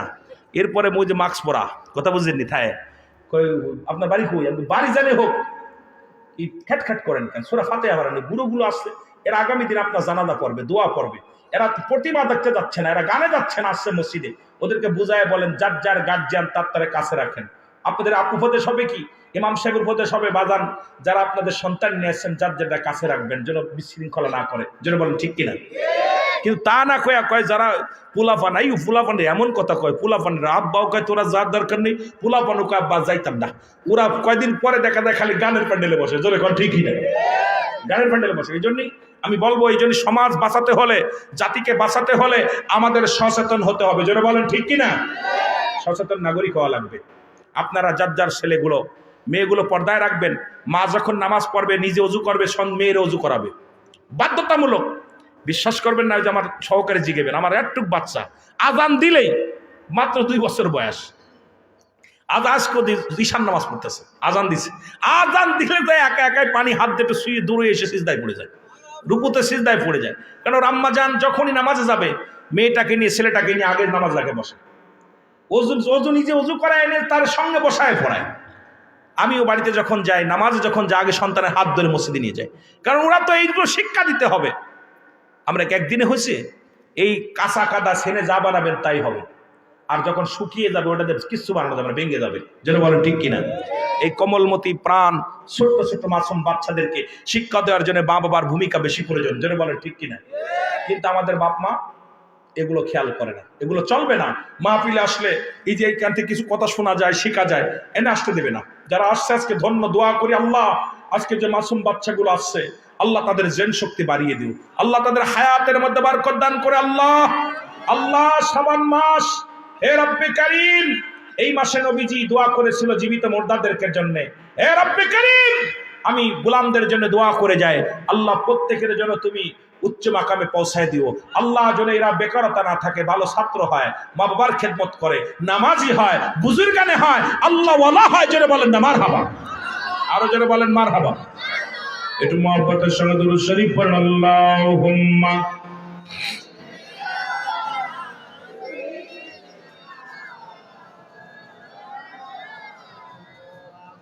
আরো জোরে বলেন আলা।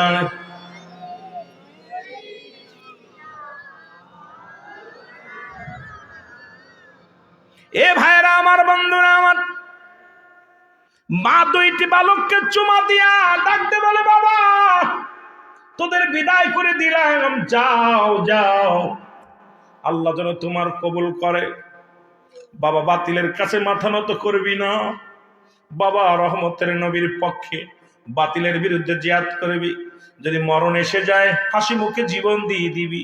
আমি তোর মা, বিদায় করে দিলাম রে, যা যাও, রহমতের নবীর পক্ষে যা, যুদ্ধের ময়দানে চলে যা। যদি বলেন মারহাবা। নবীজি সালাত আদায় করে ডাক দিলেন, মদিনার মানুষেরা রে, আগামী দিন 17ই রমাদান। কত? 17ই রমাদান ইসলামের প্রথম যুদ্ধ নাম কি? বদরের যুদ্ধ। কি যুদ্ধ? যারা বলেন কিসের যুদ্ধ? বদরের যুদ্ধ, ইসলামের প্রথম বিজয় যুদ্ধ। 17ই রমাদান যুদ্ধ হবে রে। তোমরা কোথায় আছো? আমি নবীজি ঘোষণা করলাম, তোমরা তাড়াতাড়ি লাইনে দাঁড়াও। আমি নবী সৈনিক আজকে বাছাই করো, সেনাপতি বাছাই করো। মুসলমান মক্কা মদিনার আবাল বৃদ্ধ নারী পুরুষ কানা খোড়া ল্যাংড়া লোলা সবগুলো লাইনে দাঁড়ায় গেছে। নবী যা দেখে, কানাটা দাঁড়াইছে, খোড়াটা দাঁড়াইছে, বুবাটা দাঁড়াইছে, বালকেরা দাঁড়াইছে। নবীজি প্রথম চিন্তা করলেন, যুদ্ধের ময়দান, কৌশল অবলম্বন করতে হবে, বলের প্রয়োজন, এখানে অস্ত্র চালাইতে হবে। কানাডা গেলে বিপদে পড়ে যাব, খোড়াটা গেলে বিপদে পড়ে যাবে, কোন মুসলমান বুবাটা গেলে বিপদে পড়ে যাবে, এগুলো নেওয়া যাবে না। নবী 1 নম্বরে বললেন, যারা বালক আছো সবাই লাইন থেকে সরে দাঁড়াও। যারা বালক আছো, সুতরাং যারা সাবাল লোক হও নাই, বালক আছো সবাই লাইন থেকে সরে দাঁড়াও, তোমাদের যুদ্ধে যা লাগবে না। 2 নম্বর, যারা বুবা আছো তোমরা লাইন থেকে সরে দাঁড়াও। যারা খোড়া ল্যাংড়া লোড়া আছো তারা লাইন থেকে সরে দাঁড়াও। যারা বুড়া আছো সরে দাঁড়াও, কারণ যুদ্ধের ময়দানে যাওয়া লাগবে। কারণ বাতিলেরা ওদিকে আবু জেহেল 1000 সৈন্য, 1000 তরবারি, 1000 ঘোড়া নিয়ে মুসলমান তুমুল আকারে ছুটছে, মক্কা মদিনা দখল করবে। মক্কা থেকে ছুটে আসছে, মদিনার অলিগলি দখল করে নেবে, এই চিন্তা তাদের মাথার মধ্যে রওনা হয়ে গেছে। নবী কয়, তাড়াতাড়ি নাও। এবার যখন দুটি ভাই, ছোট 2 বড় ভাই আর 2 ভাই, 8 বছরের বালক আর 10 বছরের বালক বলে, ভাই রে সর্বনাশ, মা তো বিদায় দিছে, এখন নবী তো মাইনাস করে দিবে, কেমনে যাব যুদ্ধে? আমাদের তো যেতেই হবে। 2 ভাই কেমনে যাওয়া যায়? 2 ভাই বসে বসে চোখের পানি ছেড়ে কান্না শুরু করে দিল। ছোট ভাই বড় ভাইকে ডাকতে কয়, ভাই রে কেমনে কি হবে? নবী তো বালকদের নিবে না, আমরা তো ছোট মানুষ, আমরা যুদ্ধে যাইতে পারবো না, আবু জেহেলকে মারতে পারবো না। আরে আমাদের তো টার্গেট আবু জেহেলকে মারবো, আমার নবীরে কষ্ট দিছে, সুতরাং আমাদের তো নবী নিবে না, কি করা যায়? 2 ভাই বসে আছে। ছোট ভাই কয়, ভাই এটা কাজ করো। কি কাজ? আমাদের নেবে না, সবাই বাদ দিয়েছে, কিন্তু যাইতেই হবে যুদ্ধে, যে কোনো কৌশলে যেতে হবে। তুমি ওই দেখো, ওই যে পাথরটা দেখছো, ওই পাথরের উপরে দাঁড়াবা। তাহলে তুমি বড় ভাই, তুমি আগে দাঁড়াও, ওই মানুষের সামনে যে বড় যারা আছে ওদের মাঝে দাঁড়াই পড়ো, পাথরের মেরে মাফি ঠিক হয়ে যাবা।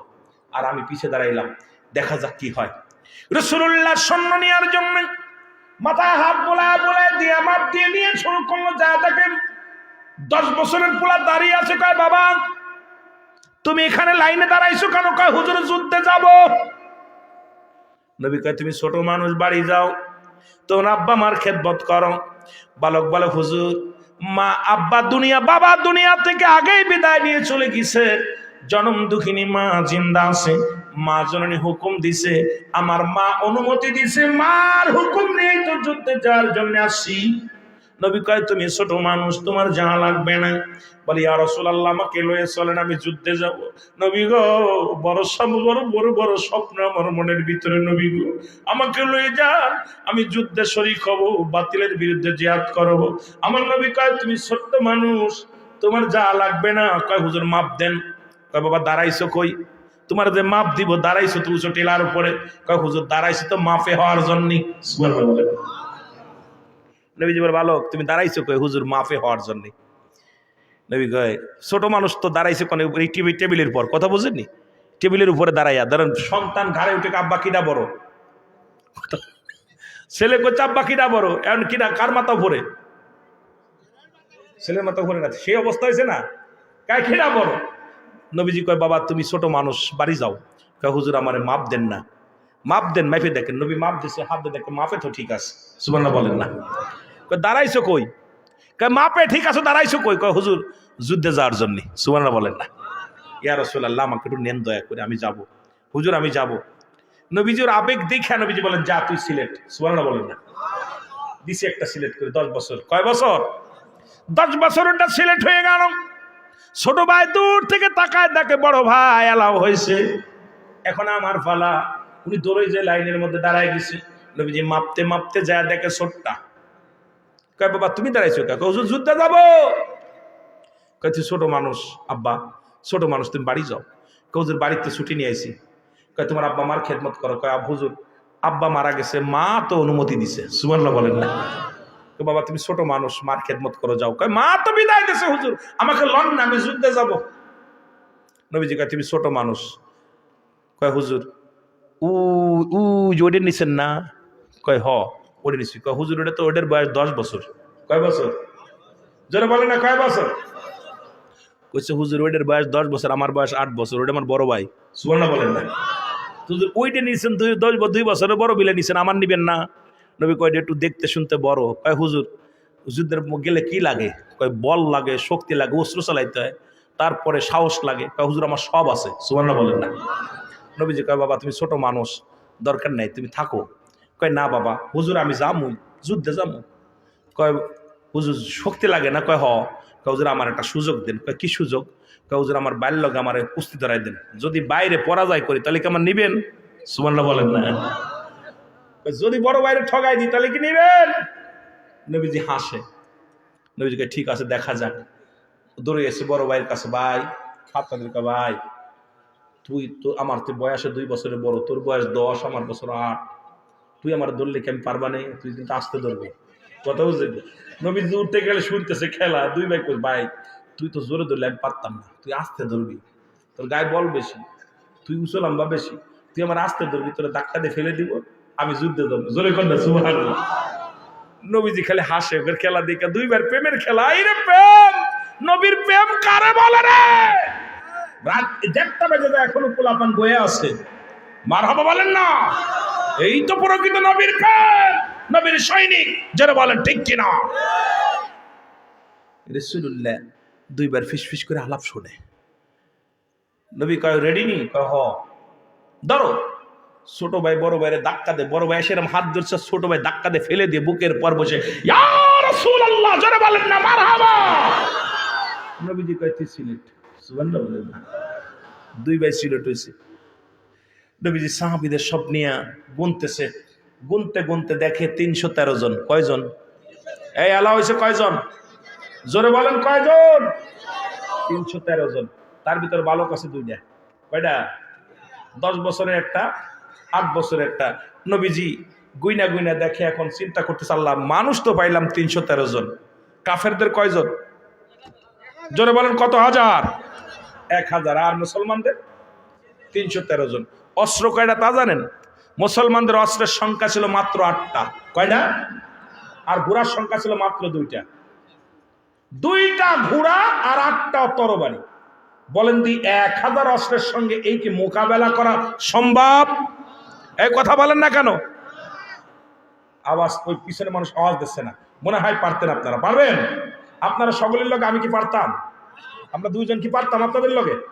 জীবনে পারতাম না, একটা ঘুষি দিলে শেষ। রাসূলের অস্ত্রের সংখ্যা হলো মাত্র 8টা, তরবারির সংখ্যা হলো 8টা, ঘোড়ার সংখ্যা হলো 2টা মাত্র। নবীজি সাহাবীদেরকে নিয়ে বসে কান্দার বলে রব্বে কারীম, ও আমার আল্লাহ, কাফেরদের সংখ্যা 1000, তরবারি 1000, ঘোড়ার সংখ্যা 1000, আল্লাহ মাত্র 313 জন। এ তো একবারে শেষ করে দিবে রে আমার আল্লাহ। এদের যদি শেষ করে দেয় আমি দিনের দাওয়াত দিব কাদের আল্লাহ? রব্বুল আলামিন আমি দ্বীনের দাওয়াত দিব কারে, আমি ইসলামের দাওয়াত দিব কারে। রব্বুল আলামিন একেতেই রোজার মাস, নবীজি ডাক দিলেন, সাহাবীদের ডাক দিয়ে বলেন, সাহাবীরা তুমি কি রোজা আছো? কয় জি হুজুর। কি খাইছো? একটা খুরমা খেয়ে রোজা আছি। তুমি কি রোজা? কয় জি হুজুর। একটা খেজুর খেয়ে রোজা আছি। তুমি কি রোজা? বলে জি হুজুর। একটু পানি খেয়ে রোজা আছি। তুমি কি রোজা? বলে জি হুজুর। না খেয়ে রোজা আছি।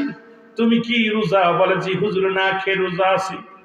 নবীজি চোখের পানি ধরে রাখতে পারে নাই। নবীজি তার দাঁড় করে চোখের পানিগুলো ছেড়ে ছেড়ে কান্দার বলে, রব্বে কারীম, এই 313 জনের মধ্যে অধিকাংশই রোজা, তাও বড় অনাহারে, কেউ পানি খেয়ে কেউ না খেয়ে রোজা আছে রে আমার আল্লাহ। এদেরকে যদি শেষ করে দাও, আমি দিনের দাওয়াত দিব কারে? আমি নবী কার কাছে কালেমার দাওয়াত নিয়ে যাব? আমি নবী কার কাছে বলবো রে? আমার আল্লাহ, আমার আল্লাহ, এদেরকে তুমি শেষ করে দিলে আমি কোথায় যাব? আমার আল্লাহ বলে, জিবরিল তাড়াতাড়ি যা, আমার নবীর চোখে পানি রে। ওদিকে কাফেররা 1000 সৈন্য নিয়ে ঘেরোয়া করে ফেলতেছে, তাড়াতাড়ি যাও। আমার নবী যেন তাড়াতাড়ি যুদ্ধে যোগ দেয়, তাড়াতাড়ি যুদ্ধের হুকুম দিয়ে দেয়। জোরে জোরে চিল্লায় বলা যাবে না মারহাবা। জিবরিল আমিন এসে সালাম দেয়, আসসালামু আলাইকুম ইয়া রাসূলুল্লাহ ইয়া হাবিবাল্লাহ। নবী ওয়ালাইকুম আসসালাম। বলে, জিবরিল আমিন এখন কেন আসছো? বলে, হুজুর আপনার কাছে রব্বে কারীম আমারে পাঠায়া দিছে। জিবরিল আমিন বলে, আমার আপনার কাছে পাঠিয়েছে আল্লাহ। নবী বলে, জিবরিল এখন কিসের জন্য আসছো? এখন তো শত্রুপক্ষ সামনে হানা দিতেছে, এখন যুদ্ধ শুরু হবে, তুমি কেন আসছো? বলে, হুজুর আপনি তাকায়া দেখেন, এত পেরেশানিত কেন, এখন চিন্তিত কেন? আপনি তাকায়া দেখেন, আমি 3000 সৈন্য নিয়ে আমি আসমান থেকে আপনার কাছে আগমন করেছি। জোরে বলেন মারহাবা। রাসূলুল্লাহ তাকায়া দেখে 3000 সৈন্য, 3000 ফেরেশতা, প্রত্যেকের আছে তরবারি, প্রত্যেকের জামা গায়ে মুসলমান সনদ, প্রত্যেকের অস্ত্র মুসলমান, যুদ্ধের সরঞ্জানি প্রত্যেকের কাছে। নবীজি একটা মিষ্টি হাসি দিলেন। এবার জিবরিল বলে, হুজুর শুধু 3000 নয়, এই 3000-এর কমান্ডার বানায় আমারে পাঠাইছে, আমি হব এদের সেনাপতি। আপনি হবেন 313 জনের সেনাপতি, আমি হব 3000 সেনাপতির সৈনিক। এই 3000 সৈন্যের সৈনিকদের সেনাপতি ইয়া রাসূলুল্লাহ ইয়া হাবিবাল্লাহ। আর 5000 রব্বুল আলামিন মজুদ রাখছে গোডাউনে, আপনি খালি হুকুম দিলে চলে আসবে। যদি লাগে নবী বলেন, ওরা আসবেনি। দেখো হুজুর 3000 নিয়ে আমি চলে আসি, আর 5000 আল্লাহ পাক প্রস্তুতি করে রাখছে, খালি আপনি ডাক দিলে চলে আসবে। আসতে কমু সুবহানাল্লাহ বলেন না? কত হাজার? মোট 8000। কয় হাজার? 3 আর 5 8000 ফেরেশতা, 5000 প্রস্তুতি আছে, 3000 যুদ্ধের ময়দানে। নবী বললেন, সাহাবীরা রে ঝাঁপিয়ে পড়ো, ঝাঁপিয়ে পড়ো। যুদ্ধ শুরু হয়ে গেল। 8 বছর আর 10 বছরের বালক দুটি ময়দান দিয়ে শুধু দৌড়ায়, ঘোড়ার খুরের নিচে পায়ের নিচে পড়ে আছে। ছোট মানুষ খালি ঘোড়ার পাত তলতে দড়ি মারে, আর খালি জিগায় বাইরে আবু জেহেল কিডা, এনে জিগায় ভাই আবু জেহেল কিডা। এদিক যুদ্ধ মানুষ মরে যাচ্ছে, আর ওরা খালি আবু জেহেলটা খুঁজতে, দুই ভাই ওদের টার্গেট তার কারণ না, খালি আবু জেহেল। কথা বুঝেননি? খুঁজতেছে। যুদ্ধ শুরু হয়ে গেল তুমুল আকারে। মুসলমানদের 14 জন শাহাদতের পেয়ালা পান করলেন। কয়জন? 14 জন শাহাদতের পেয়ালা পান করলেন, শহীদ হয়ে গেলেন। কাফেরদের 70 জন বন্দী হল, 70 জন মৃত্যুবরণ করলেন। যুদ্ধ শুরু হয়ে গেল তুমুল আকারে। একজন বলে, বালকেরা রে তোমরা আবু জেহেলকে কেন খোঁজো? আমরা একটু দেখবো। দুটি ভাইয়ের হাতে 2টা তরবারি, ছুটে চলছে। বলে, ওই যে দেখো আবু জেহেল বড় ঘোড়ার উপরে বসে আছে। 2 ভাই এক দড়ি চলে গেলেন, যা দেখে তরবারি দিয়া হাঁকাইতে ছিল, একটা কবু লাগে না, কারণ ঘোড়ার উপরে বসে আছে আবু জেহেল। অনেক কুচই সোয়া পায় না, মুসলমান নাগাল পায় না। এখন কেমনে তারে মারবে? বড় ভাই আর ছোট ভাই যুক্তি করে, আরে বড় স্বপ্ন নিয়ে আসলাম আবু জেলকে মারার জন্য, এখন তো তারে সুয়াই পাই না, কেমনে মারবো? ছোট ভাই ডাকতে বলে, ভাই রে তুই সামনে থেকে ঘোড়ার পা কেটে দিবি, আমি পিছন থেকে মারবো। ছোট ভাইকে ভাই কি ওর তো সুয়া পেতেছি না, তো ঘোড়ার পায়ের মধ্যে কোপ দিয়ে কেটে দিবা, ঘোড়ার পা কেটে গেলে ঘোড়া পড়ে যাবে, আর ঘোড়া যেই পড়ে যাবে আর আমি পিছনতে ছাড়িয়ে দেবো। এর যে কথা সেই কাজ। বড় ভাই কি করছে, ঘোড়ার পার মধ্যে কোপ মারছে, আর ছোট ভাই পিছনতে যে আবু জেলের ঘাড়ে মেরে দিচ্ছে।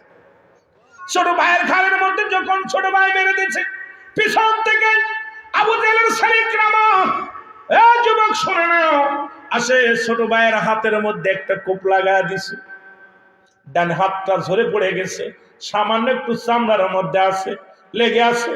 ডান হাতের তরবারিটা বাম হাতের মধ্যে নিয়ে বলে, ইয়া রাসূলুল্লাহ, ইয়া হাবিবাল্লাহ, নবী গো,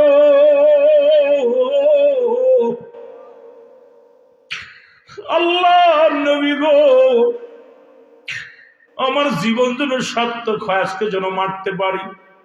এই ডান হাতের তরবারিটা বাম হাতের মধ্যে নিয়ে 8 বছরের বালক আবু জেলের রুতের মধ্যে খুব শুরু করে দিলেন, আর হাতটা ডিস্টার্ব করতে লাগলো। এই হাতটা পায়ের নিচে দিয়ে টান মেরে ছিঁড়ে হাতটা টান দিয়ে ময়দানের মধ্যে ফেলে দিয়ে বল, আল্লাহ এই হাতটা কি হবে, এই জীবনটা কি হবে, যেখানে ইসলামকে রক্ষা করার জন্য কুরবানি করে দিলাম। মুসলমান শুনে নাও, এবার বাম হাত আবু জেলের গায়ের মধ্যে শুরু করে দিল কপ। আবু জেলের ছেলে ইকরামা 2 ভাইকে কতল করে দুনিয়া থেকে বিদায় করে দিল। রাসূলুল্লাহ লাশগুলো নিয়ে আসলেন, এই 14 জন সাহাবীর লাশ, তার মধ্যে ওই মাসুম 2টি বাচ্চার 2টি লাশ। রাসূলুল্লাহর সামনে যখন লাশগুলো আনা হলো, শহীদের লাশগুলো আনা হলো, আমার নবীজি বারবার চোখের পানি ছেড়ে চিৎকার মারতে লাগলো। সাহাবীরা বলে, হুজুর শান্ত হন, শান্ত হন। আমার নবী কয়, সাহাবীরা আমি কি বুকে ধারণ করব, কেমনে শান্ত হব? এই মাসুম বাচ্চা দুটো তোমরা দেখছো নি, এই বালক দুটি 8 বছর 10 বছর 2টি বালক আমি নবীরে ভালোবেসে জীবন দিয়ে গেল, আমি নবীরে ভালোবাসার প্রতিফল শাহাদাতের পেয়ালা পান করলো। নবীজি বালক দুটির লাশ বুকের মধ্যে নিয়ে হাউমাউ করে কান্দার বলে, আল্লাহ আজকে 14 জন শহীদ হয়েছে, এই 14 জনের মধ্যে মাসুম বাচ্চা দূরে চলে গেছে, আমি নবীরে ভালোবেসে। জিবরিল আমিন কয়, নবী গো চোখের পানি মুছে ফেলেন, কারণ ওই জান্নাতের দরজাগুলো আজকে এত সুসজ্জিত করেছে, জান্নাতের দরজার মধ্যে সুসজ্জিত করে জান্নাতি ফেরেশতারা ওই বালক দুটির জন্য অপেক্ষা করে। ইয়া রাসূলুল্লাহ, ইয়া হাবিবাল্লাহ, নবী গো আজকে কান্নার দিন নয়, কান্নার দিন নয়, ওই বালক দুটিকে জান্নাতি ফেরেশতারা স্বাগতম জানাইয়া জান্নাতের সব দরজাগুলো খুলে রাখছে। ওই জান্নাতীরা টানাটানি শুরু করেছে, সব বলতেছে, আমার ভিতরে আয়, আমার ভিতরে আয়। নবী গো, ও নবী, আপনার প্রতি যারা, আপনার জন্য যারা, ইসলামের জন্য যারা জীবন দিয়ে গেল, এই বালক দুটি ইতিহাস রচনা করে গেল। ইয়া রাসূলুল্লাহ, ইয়া হাবিবাল্লাহ, পৃথিবীর মধ্যে সবচাইতে বড় সম্পদ আমার নবী। আরে আমার নবীর ভালোবাসা, সেই নবীর প্রেম ভালোবাসা দিয়ে বুকে ধারণ করে যারা মাহফিলে বসেছ, আল্লাহ যেন প্রত্যেকের নবীর গোলাম বানায় নেয়। জোরে জোরে বলো মারহাবা। বলো মদিনা, ও মদিনা আশিক মুমিনের ঠিকানা, বলো না মদিনা।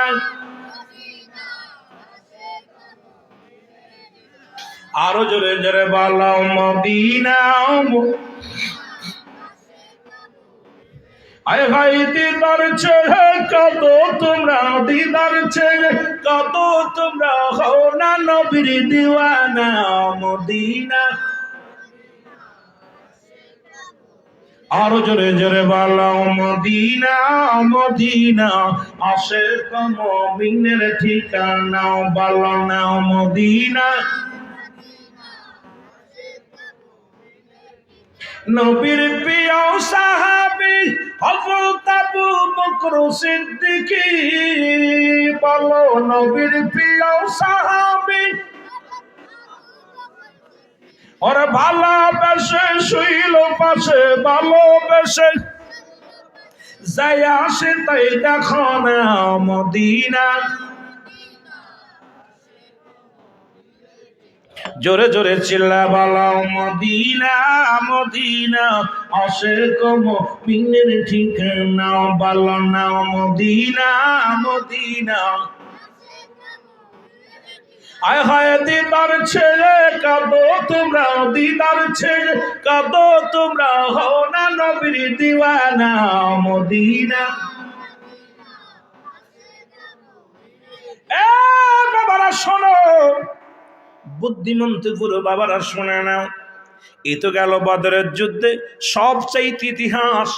ভালো করে আমি যুবকদের একটা কথা বলে যাই, সেই যুদ্ধেরটার নাম হলো উহুদের যুদ্ধে। যে যুদ্ধে ৭০ জন সাহাবীর লাশ, ৭০ জন সাহাবী ইন্তেকাল করেছিলেন, শাহাদতের পেয়ালা পান করেছিলেন। আজ পর্যন্ত উহুদের প্রান্তরে যারা হাজী ভাইয়েরা হজ করতে গিয়েছেন, ৭০ জন সাহাবীর দেহ মুবারক ওই জমিনের মধ্যে মুসলমান মাজার রয়েছে। সুতরাং শুনে নেন, উহুদের যুদ্ধে নবীজি যুদ্ধের ঘোষণা করে দিলেন, পৃথিবীর ইতিহাসে সবচাইতে কঠিন যুদ্ধ হলো উহুদের যুদ্ধ। যে যুদ্ধে নবীজির মাথা ফেটে গিয়েছিল, যে যুদ্ধে আমার নবীজির গা দিয়ে রক্ত ঝরেছিল, যে যুদ্ধে নবীর চাচা আমির হামজাকে হত্যা করা হয়েছিল, যে যুদ্ধে হযরত হামজা রাদিয়াল্লাহু তাআলা শাহাদাতের পেয়ালা পান করেছিল। আমার যুবক বন্ধুরা, এত রাত জেগে শুনতে চালো, শোনা শোনে নাও। আমার নবীজি ডাক দিলেন, উহুদের যুদ্ধের ডাক দিলেন। মারহাবা বলো।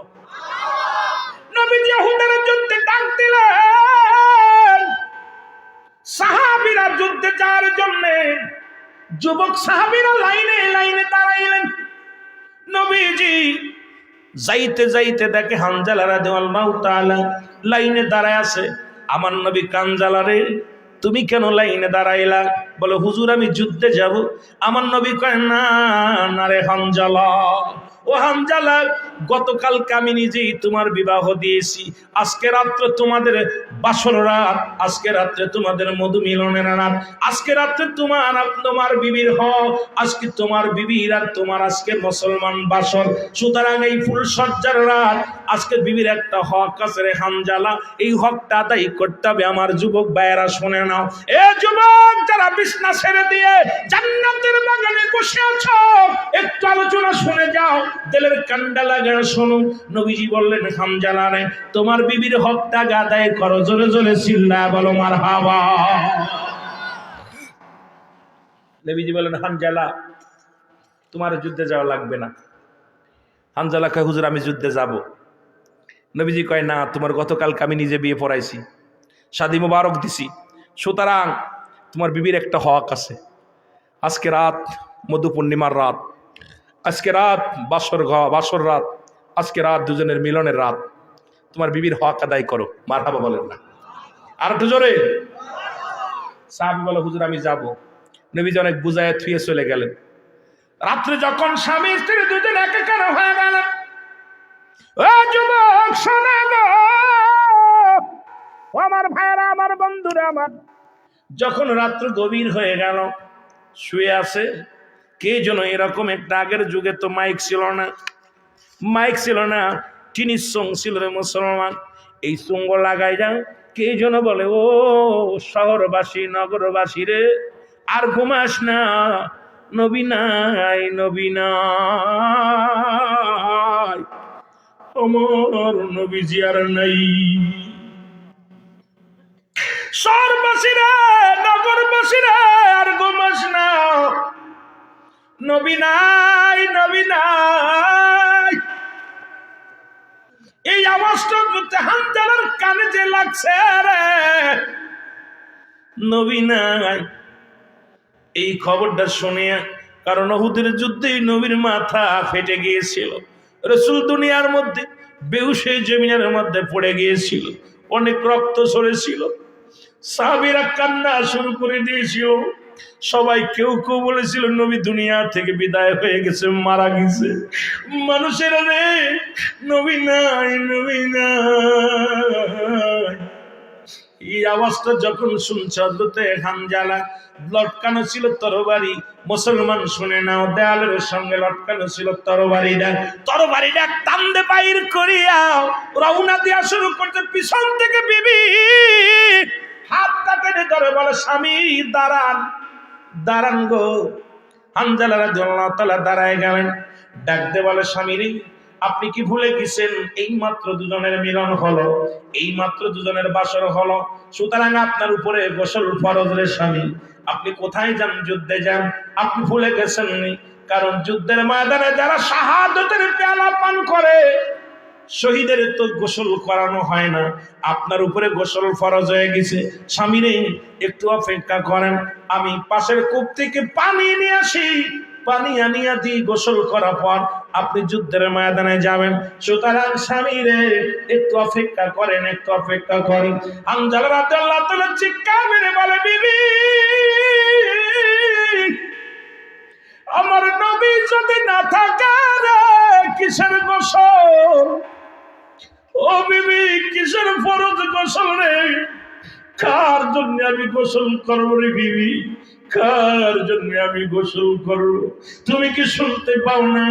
আমার নবী নাই, নবী নাই, মদিনা যাইতে পারলাম না, মদিনা দেখতে পারলাম না, মদিনা যাইতে পার।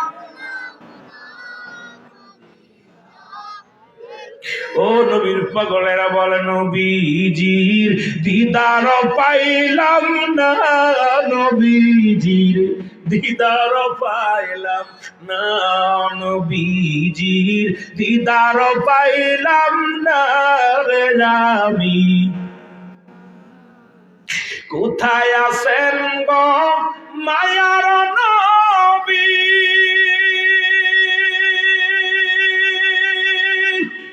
বুদ্ধিমন্তপুর বসে কান্দিয়া আমি, দাও দেখা দাও দয়াল নবী, দাও দেখা দাও দয়াল নবী, দূরে রাইখো না রে নবী, দূরে রাইখো না, নবীজির দিদার পাই। এর মহব্বতে বলেন, নবীজির দিদার পাইলাম না, গোলামে দিদার পাইলাম না রে নবী। মৌলাই যদি তিতর পাখা উইরা যাইতাম ওই মদিনা, বলো মৌলাই যদি তিতর পাখা আমি উইরা যাইতাম ওই মদিনা, গরিব কুলে জন্ম আমার, গরিব ঘরে জন্ম আমার, যাইতে পারলাম না আরে আমি, দিদার পাইলাম না, নবীজির দিদার পাইলাম না রে আমি, দিদার পাইলাম না, নবীজির আমি দিদার পাইলাম না, মদিনা যাইতে পার, দেখতে পারলাম না, মদিনা যাইতে পারলাম না রে আমি। কোথায় আছেন গো মায়ার নবী?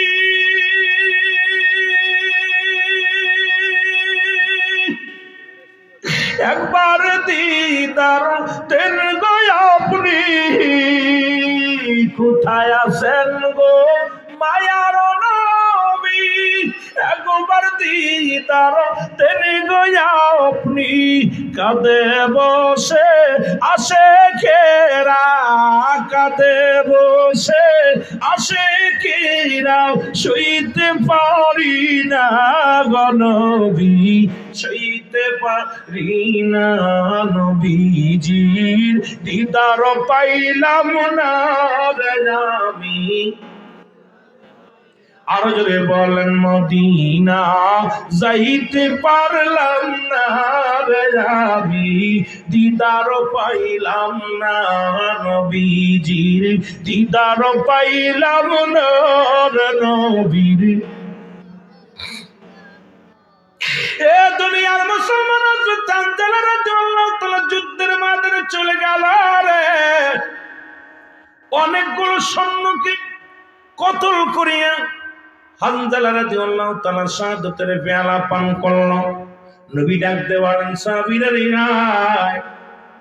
ওই সাহাবীদের লাশগুলো নিয়ে আনা হলো 70 জন শহীদের লাশ কতজন জোরে বলেন কতজন 70 জন সাহাবীর লাশ আনা হলো এর মধ্যে রাসূলের চাচা আমিরে হামজা যাকে দুনিয়ার ইতিহাসে সবচেয়ে বেশি কষ্ট দিয়েছিল মুসলমান আবু জাহেল মুসলমান শোনো রাসূল পাক সাল্লাল্লাহু আলাইহি ওয়াসাল্লামের চাচা আমিরে হামজা তাকে হত্যা করে তার ঠোঁট দুটো কেটে নেওয়া হয়েছিল তার জিহ্বা কেটে নেওয়া হয়েছিল তার কান কেটে নেওয়া হয়েছিল নাক কেটে দেওয়া হয়েছিল তার মুসলমান চোখ দুটো তুলে নেওয়া হয়েছিল পৃথিবীর ইতিহাসে হাত দুটো কেটে নেওয়া হয়েছিল পা দুটো কেটে ফেলা হয়েছিল সবচাইতে বড় কষ্ট আবু লাহাবের বিবি হিন্দা মুসলমান সবচেয়ে নিষ্ঠুর মহিলা ইতিহাসের মধ্যে সবচেয়ে ভয়ঙ্কর মহিলা হিন্দা আমার বন্ধুগণ শোনো হযরত আমির হামজার কলিজাটা বুকটা ফাড়িয়া কলিজাটা বাইর করিয়া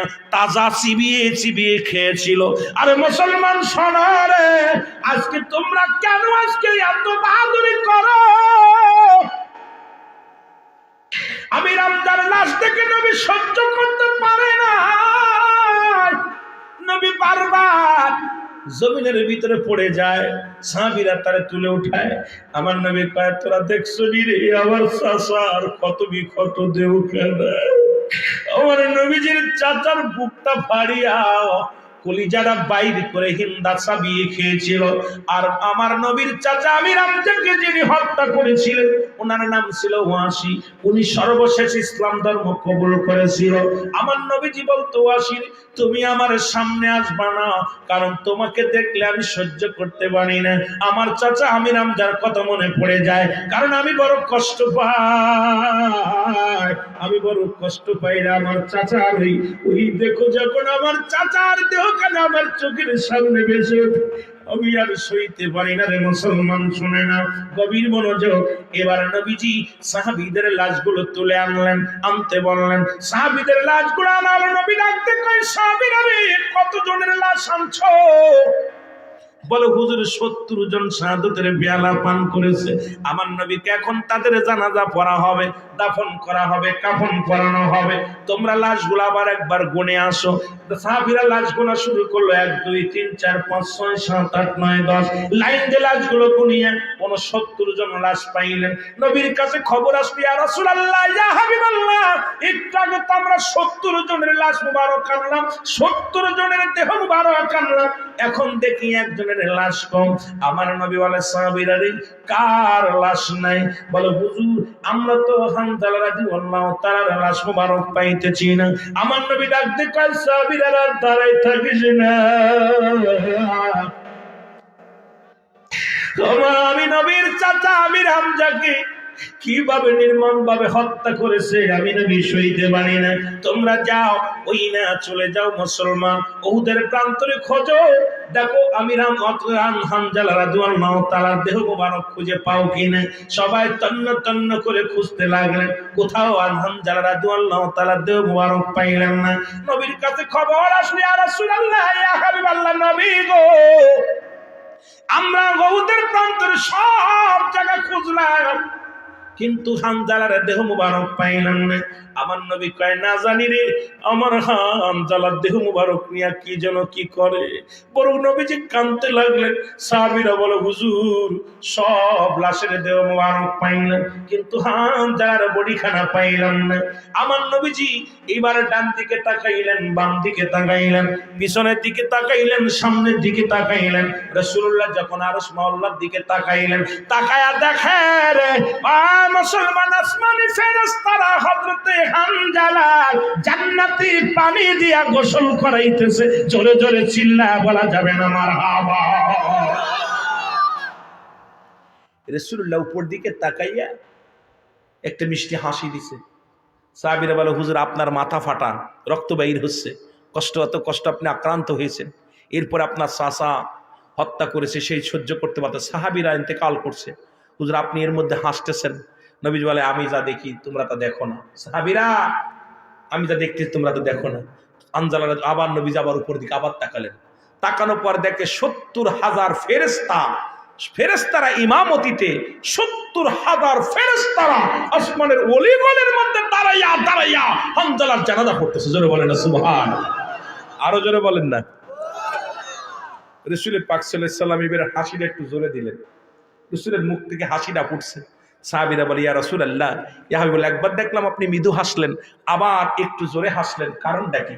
আমার নবী বলে আমি যা দেখি তোমরা তা দেখো না, আমি যা বলি তোমরা তা শোনো। আমি যা দেখি তোমরা তা দেখো না। এইবার তোমরা লাশটা গোনো।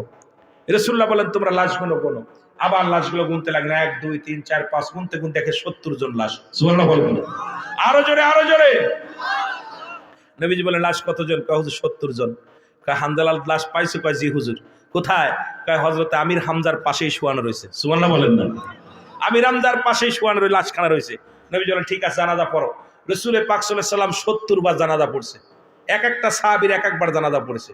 ওই যুদ্ধের, উহুদের যুদ্ধের রাসূল পাক সাল্লাল্লাহু আলাইহি ওয়াসাল্লামের চাচা আমির হামজার জানাজা 70 বার পড়া হয়েছে। কারণ এক একটা লাশের যখন 4 শহীদের লাশ, এক একটা লাশ যখন জানাজা পড়েছে, আমির হামজার দেহ মুবারক পাশে শুয়ায় রাখছে। রাসূল সহ্য করতে পারে নাই, যেহেতু 70টা সাহাবীর জানাজা হয়েছে, 70 বারই হানজালার ওই লাশের পাশে বসানো হলো 70 বার, আর হানজালার এককভাবে একবার, মোট 70 বার হানজালার জানাজা পড়া হয়েছে। জোরে বল না মারহাবা। আর একটু জোরে বলো মারহাবা। হযরত হানজালা রাদিয়াল্লাহু তাআলা কি করলেন? জানাজা শেষ করে দাফন করবে, কাফন তো পরার, দাফন করবে। এমন সময় জনক এক মহিলা ছুটে আসছে, আসে নবী সাহাবীদেরকে সালাম দাও, আসসালামু আলাইকুম, হে নবী সাহাবীরা আমাকে নবীর সঙ্গে একটু কথা বলতে দাও। বলে তুমি কে? আমি হযরতে হানজালা রাদিয়াল্লাহু তাআলার বিবি, আমি আসছি। বলে আমাদের কাছে বলো নবীজি অসুস্থ, তারপরে 70 জন সাহাবীর জানাজা পড়াইছে, রাসূলুল্লাহ কষ্টে আছে, এখন দাফন কাফন হবে, তুমি আমাদের কাছে কি বলো, তাড়াতাড়ি বলো, আমরা নবীর কাছে বলে দিব। কয় না আমি তোমাদের কাছে বলবো না, আমার রাসূলের কাছে নিয়ে যাও, আমার রাসূলের সঙ্গে কথা বলবো। তখন হানজালার রাসূল পাক সাল্লাল্লাহু আলাইহি ওয়াসাল্লামের কাছে সাহাবীরা যায়, বলে ইয়া রাসূলুল্লাহ, ইয়া হাবিবাল্লাহ, হানজালার বিবি আসছে, আপনার সঙ্গে কথা বলতে চাই। নবী বলে আসতে বলো। জোরে বলেন না মারহাবা। নবীজি বলেন আসতে বলো। আসলেন। নবীজি বললেন আমাকে ওই ধরে নিয়ে, আমার হাতটা ধরে নিয়ে ওই পাথরের পর বসাও। রাসূলুল্লাহকে নিয়ে পাথরের উপরে বসানো হলো। নবীজি বলেন এই সাদা চাদরটা করো, টানিয়ে দাও, কারণ পর্দার বিধান, যেহেতু উনি বেগানা নারী। কথা বোঝেননি কত সুন্দর বেগার আমাদের দেশের এখন যে অবস্থা দেখতেছি, কথা বোঝেননি? বেগানা নারী পর্দা করে দিছে, রাসূল পর্দা চাদর টানিয়ে দিছে, আর আমরা মহিলাদের নিয়ে গল্প করতেছি। কথা বোঝেননি? এসব কথা, বেগানা নারী চেহারা দেখা হারাম। কোন মুফতি ফতোয়া বিপরীত কইতে পারবো না। যাদের সঙ্গে বিয়ে করা হারাম তাদের দেখা দেয়া জায়েজ, যাদের সঙ্গে বিয়ে করা হারাম তাদের সঙ্গে দেখা দেয়া জায়েজ। সুতরাং আজকে যে বেগানা নারী নিয়ে আজকে যাদের চেহারা দেখা, চাচাতো ভাই, মামাতো ভাই, খালাতো ভাই, ফুফাতো ভাই, সম্পূর্ণ হারাম। এখন ওই মাসলায় তো যাইতেছি না, কিন্তু দেশের অবস্থা 12টা, কিচ্ছু বলতে পারি না, বড় কষ্ট লাগে বুকের ভিতরে, এই জন্য এখন বলতেও পারি না। জোরে বলেন ঠিক কিনা? রাসূল পাক সাল্লাল্লাহু আলাইহি ওয়াসাল্লাম বসলেন, চাদর টানিয়ে দিলেন। হানজালার বিবি এসে সালাম দাও, আসসালামু আলাইকুম ইয়া রাসূলুল্লাহ, আসসালামু আলাইকুম ইয়া হাবিবাল্লাহ। নবী গো, নবী বলে কি বলতে চাও? হুজুর সব শহীদের লাশ আপনি দাফন করেন, আমার হানজালারে গোসল না করায়া দাফন দিয়েন না। নবী কয় কি বলতে চাও? বলে হুজুর যখন আপনি হানজালারে রেখে গেলেন, আমার দুজনের মিলন হলো, মিলন হওয়ার পর আমরা দুজন শুয়েছিলাম, হঠাৎ করে একটা আওয়াজ আসলো নবীজি নাই, নবী নাই। এই আওয়াজটা যখন আমার স্বামীর কানে আসছে, আমার কানে আসছে, আমার স্বামী ঘুম থেকে লাফ দিয়ে উঠে তরবারিটা নিয়ে যুদ্ধের ময়দানে যে শাহাদতের পেয়ালা পান করছে। ইয়া রাসূলুল্লাহ, আমি অনেক ঠেকাইছিলাম যে গোসল পানি এনে দিছি, গোসল করো, কিন্তু আমার স্বামী বলছেন নবী যদি না থাকে আমি কিসের গোসল করব। হুজুর এই অবস্থায় উনি জানাজা মৃত্যুবরণ করছে। হুজুর আপনি তার জানাজা পড়েছেন, কাফন দিছেন, এখন দাফন করার আগে দয়া করে আমার স্বামীর গোসল করাবেন। আমার নবী বলে, তোমার স্বামীকে কি দেখছো? বলে, হুজুর না। দেখে আসো। রাসূল পাক সাল্লাল্লাহু আলাইহি ওয়াসাল্লাম পাঠাইলেন। পাঠানোর পর যখন হানজালার মুখখানা খোলা হলো, খোলা পর দেখে হানজালার মাথার চুলগুলো বেয়ে বেয়ে পানি পড়তেছে। জোরে বলেন না সুবহানাল্লাহ। আর একটু জোরে। এবার গায়ের দিক তাকায় দেখে পুরো কাফনের কাপড় ভিজা, পুরো পশমের গোড়াগুলো এখনো ভিজে আছে। আমার নবীর কাছে দৌড়ে আসছে হানজালার বিবি, ইয়া রাসূলুল্লাহ, ইয়া হাবিবাল্লাহ, আমি কি দেখলাম? আমার স্বামীকে কে গোসল করাইছে? আমার স্বামীর মাথার চুলগুলো বেয়ে বেয়ে এখনো পানি পড়তেছে, আমার স্বামীর গায়ের পশমগুলো ভিজে পানি পড়তেছে। আমার নবীজি চোখের পানিগুলো মুছে বললেন, হে হানজালার বিবি শোনো, রব্বে কারীম তোমার স্বামীর উপরে এত খুশি হয়েছে, এত রাজি হয়েছে, শুধু এই যে দুনিয়ার পানি নয়, জান্নাতি পানি দিয়ে আমার হানজালারে রব্বে কারীম তার ফেরেশতা দিয়ে গোসল করায়। জোরে বলেন না সুবহানাল্লাহ। আর একটু জোরে বলেন না সুবহানাল্লাহ। নবীজি বলা পর হানজালার বিবি, ইয়া রাসূলুল্লাহ, আপনি আমার জন্য দোয়া করেন, আমি যেন কিয়ামতের ময়দানে এই স্বামীকে নিয়ে জান্নাতে যেতে পারি, আমি যেন কিয়ামতের ময়দানে দাঁড়িয়ে বলতে পারি আমি হানজালার বিবি ছিলাম। ইয়া রাসূলুল্লাহ, ইয়া হাবিবাল্লাহ, আপনি আমার জন্য দোয়া করেন, আমি যেন ধৈর্য ধারণ করে এই দুনিয়ার মধ্যে থাকতে পারি। আল্লাহ যেন সবাইকে তৌফিক দান করে, সকলে বলুন আমিন। আমি যুবকদের কাছে আমার করজোরে দাবি থাকবে, আপনারা এই রকম নবীর প্রেম বুকে ধারণ করে, ওলিদের প্রেম বুকে ধারণ করে রাস্তায় চলবেন। যদি মারা যান, দুনিয়ার কোনো বাতিলের কাছে মাথা নত করবেন না। আল্লাহ রাসূলের প্রেমিক হয়ে যদি মরতে পারেন, আপনার জীবন ধন্য হয়ে যাবে। কোন নেতার জন্য নয়, কোন নেত্রীর জন্য নয়, আমরা জীবন দিব আল্লাহ রাসূলের জন্য। জোরে বলেন ঠিক কিনা? আরো জোরে বলেন ঠিক কিনা? আল্লাহ সবাইকে বুঝার তৌফিক দান করুন, সকলে বলুন আমিন। এসেছেন যত নবী সকলের ইমাম, সালাম তোমায় গো নবী, হাজার সালাম নবী।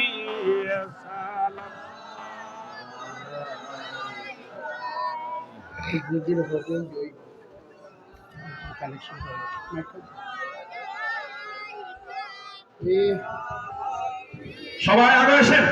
সালাম আলাইকা সালাওয়াত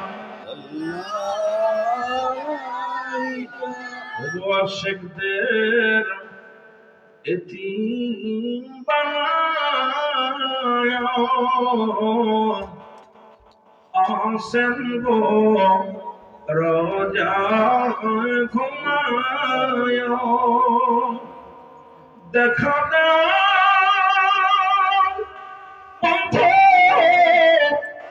আমারে, আগা দেখা দাও বন্ধু আমারে, আমি দেখিব পরা নবরে। নবী সালাম আলাইকা ইয়া রাসূল, সালাম আলাইকা ইয়া হাবিব, সালাম আলাইকা সালাওয়াতুল্লাহ আলাইকা। দরদি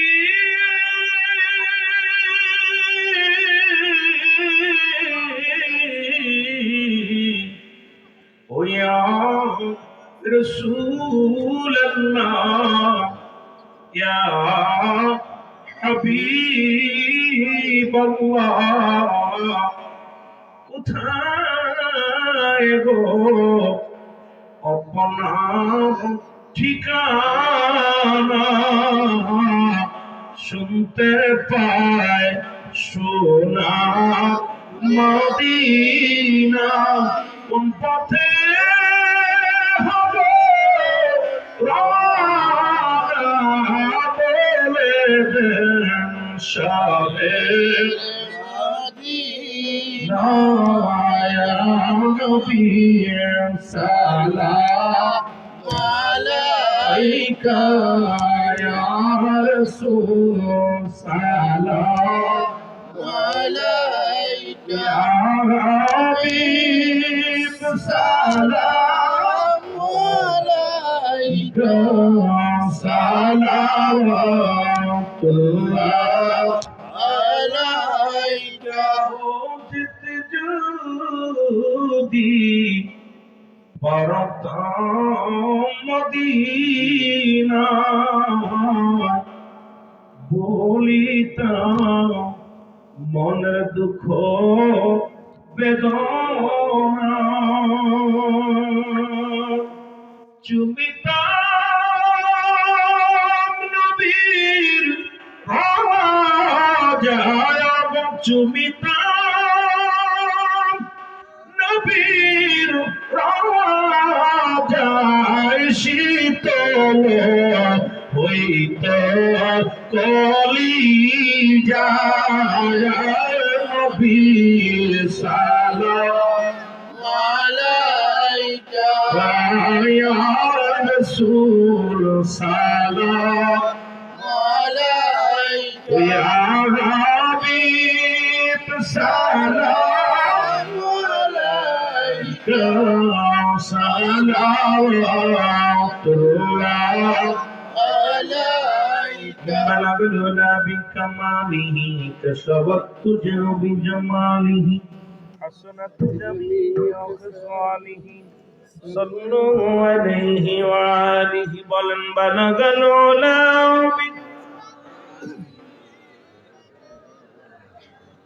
حسنت جميع خصاله صلوا عليه وآله প্রায় 2টা বাজতে চললো আপনারা কষ্ট করে বসে আছেন রব্বে করিমের গোলাম রব্বে করিমকে ভালোবেসে যদিও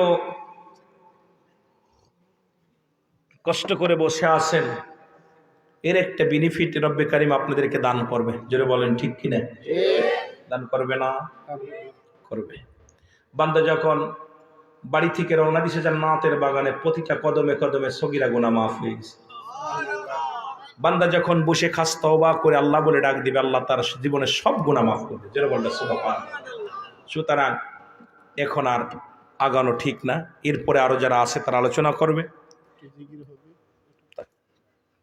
বিশেষ করে যেটা আনছেন আমাদের ওয়াজ করতে তাই তো 2 সেটে গজল গাইছে এটাই বেশি ভুল হয়ে গেছে গজল গাওয়াই ঠিক না আলোচনা করেই শেষ করতে পারি না তারপরে যে বেশি রাত্রে দিয়েছেন বিলে জানেন যে আমি প্রথম রাত্রে আলোচনা করলে গজল গাওয়ার পক্ষেই না এই রাত হয়ে গেছে চিন্তা করলাম 2 সেটে গজল টজল গাইলে ওটা চ্যাংরা হবে ফুলাফান কারণ ওয়াজের বক্তা আলাদা জিকিরের বক্তা আলাদা সব এগুলো আমি এর পক্ষে না ওয়াজ করতে আনছেন ওয়াজ করাই উত্তম কথা বলে তো শেষ করতে পারি না কত ফজিলাতপূর্ণ আলোচনা রয়েছে তবু দাবি করছে ছোট্ট 2-4 মিনিট একটু আল্লাহ জিকির করি যেহেতু আমার মিশলু ভাই অনেক আশিক রাসূল অনেক মায়া করে ভালো মানুষ বিশ্বজাকের মঞ্জিল কর্মী গ্রুপের অত্র সহকারী কর্মী প্রধান অত্র সিলেট বিভাগের না বিভাগের আল্লাহ কবুল করুক সব সেরা দরবারে যার কারণে সব সংসার ধর্ম সব সেরা দিয়ে আছে তা আপনাদেরকে নিয়ে একটু জিকির করে ইসমে জান আল্লাহ আল্লাহ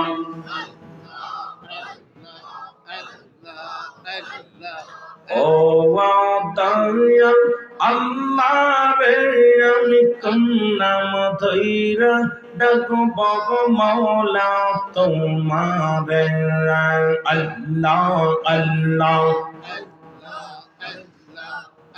আমি কোন নাম ধইরা ডাকব গো মাওলা তোমারে মারহাবা আল্লাহ আল্লাহ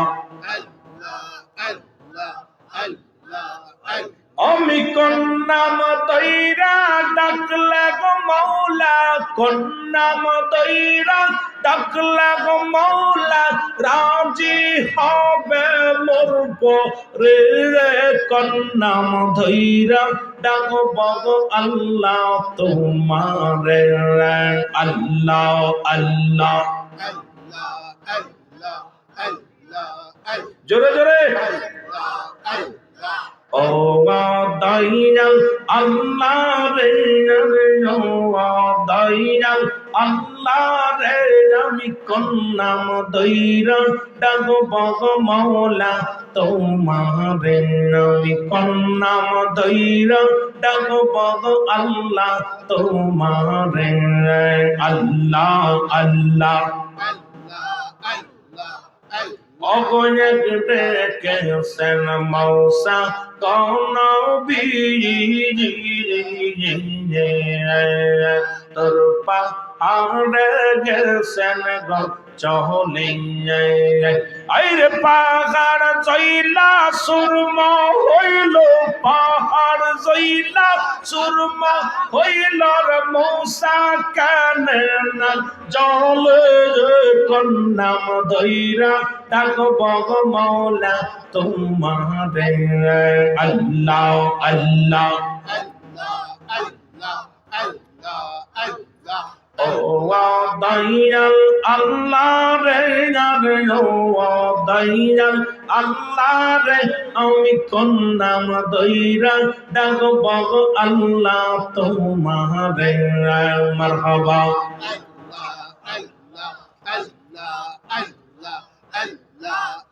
আমি কোন নাম দইরা ডাকলে রে আল্লাহ কোন নাম দইরা ডাকলে রে আল্লাহ রাজি হবে মরব রে কোন নাম দইরা ডাকব গো আল্লাহ তোমারে আমি কোন নাম দইরা ডাকব গো আল্লাহ তোমারে মারহাবা আল্লাহ আল্লাহ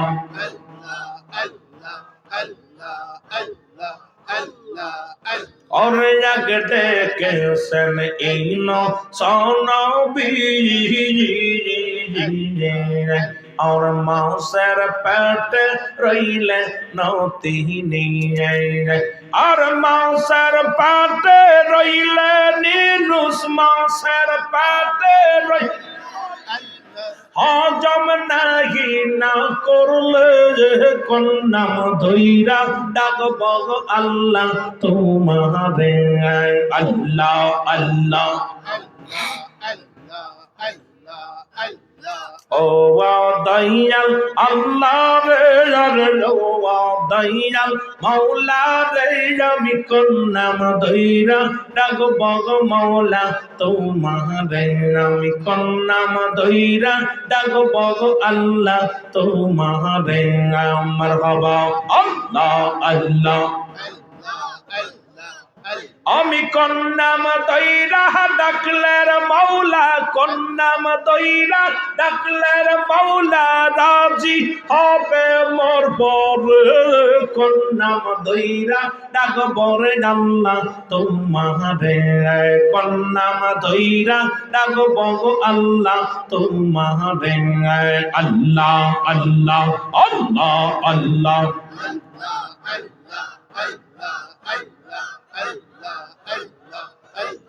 ও দয়াল আল্লাহ রে আরে ও দয়াল আল্লাহ রে আমি কোন নাম ধইরা ডাকব গো মাওলা তোমারে আমি কোন নাম ধইরা ডাকব গো আল্লাহ তোমারে আল্লাহ আল্লাহ অগয়না গতে কেনসন বেরা এমনো তার নমর তেরা গুনে ফেলসি আরে আগুন হইল ফুল বাগিচায় আগুন আর পাশম নাহি না পড়ে কোন নাম দইরা ডাকব গো মাওলা তোমারে আমি কোন নাম দইরা ডাকব গো মাওলা তোমারে আল্লাহ আল্লাহ और रहुआ दयाल अल्लाह रे यार रहुआ दयाल मौला रे আমি কোন নাম দইরা ডাকব গো মাওলা তোমারে আমি কোন নাম দইরা ডাকব গো মাওলা তোমারে মারহাবা আল্লাহ আল্লাহ अरमानो मशह इया तमरानो बिस्मिल्लाह अल्लाह अल्लाह अरमानो मशह इया तमरानो बिस्मिल्लाह अल्लाह अल्लाह চিনেছিল হযরত বেলাল আযান দিতে যাই মিনারে আর চিনেছিল হযরত বেলাল আযান দিতে যাই মিনারে আর মিনারা হইতে বেলাল গেল পড়িয়া আর মানুষ ইয়া তোমরা নো বিসমিল্লাহ আল্লাহ আল্লাহ জোরে জোরে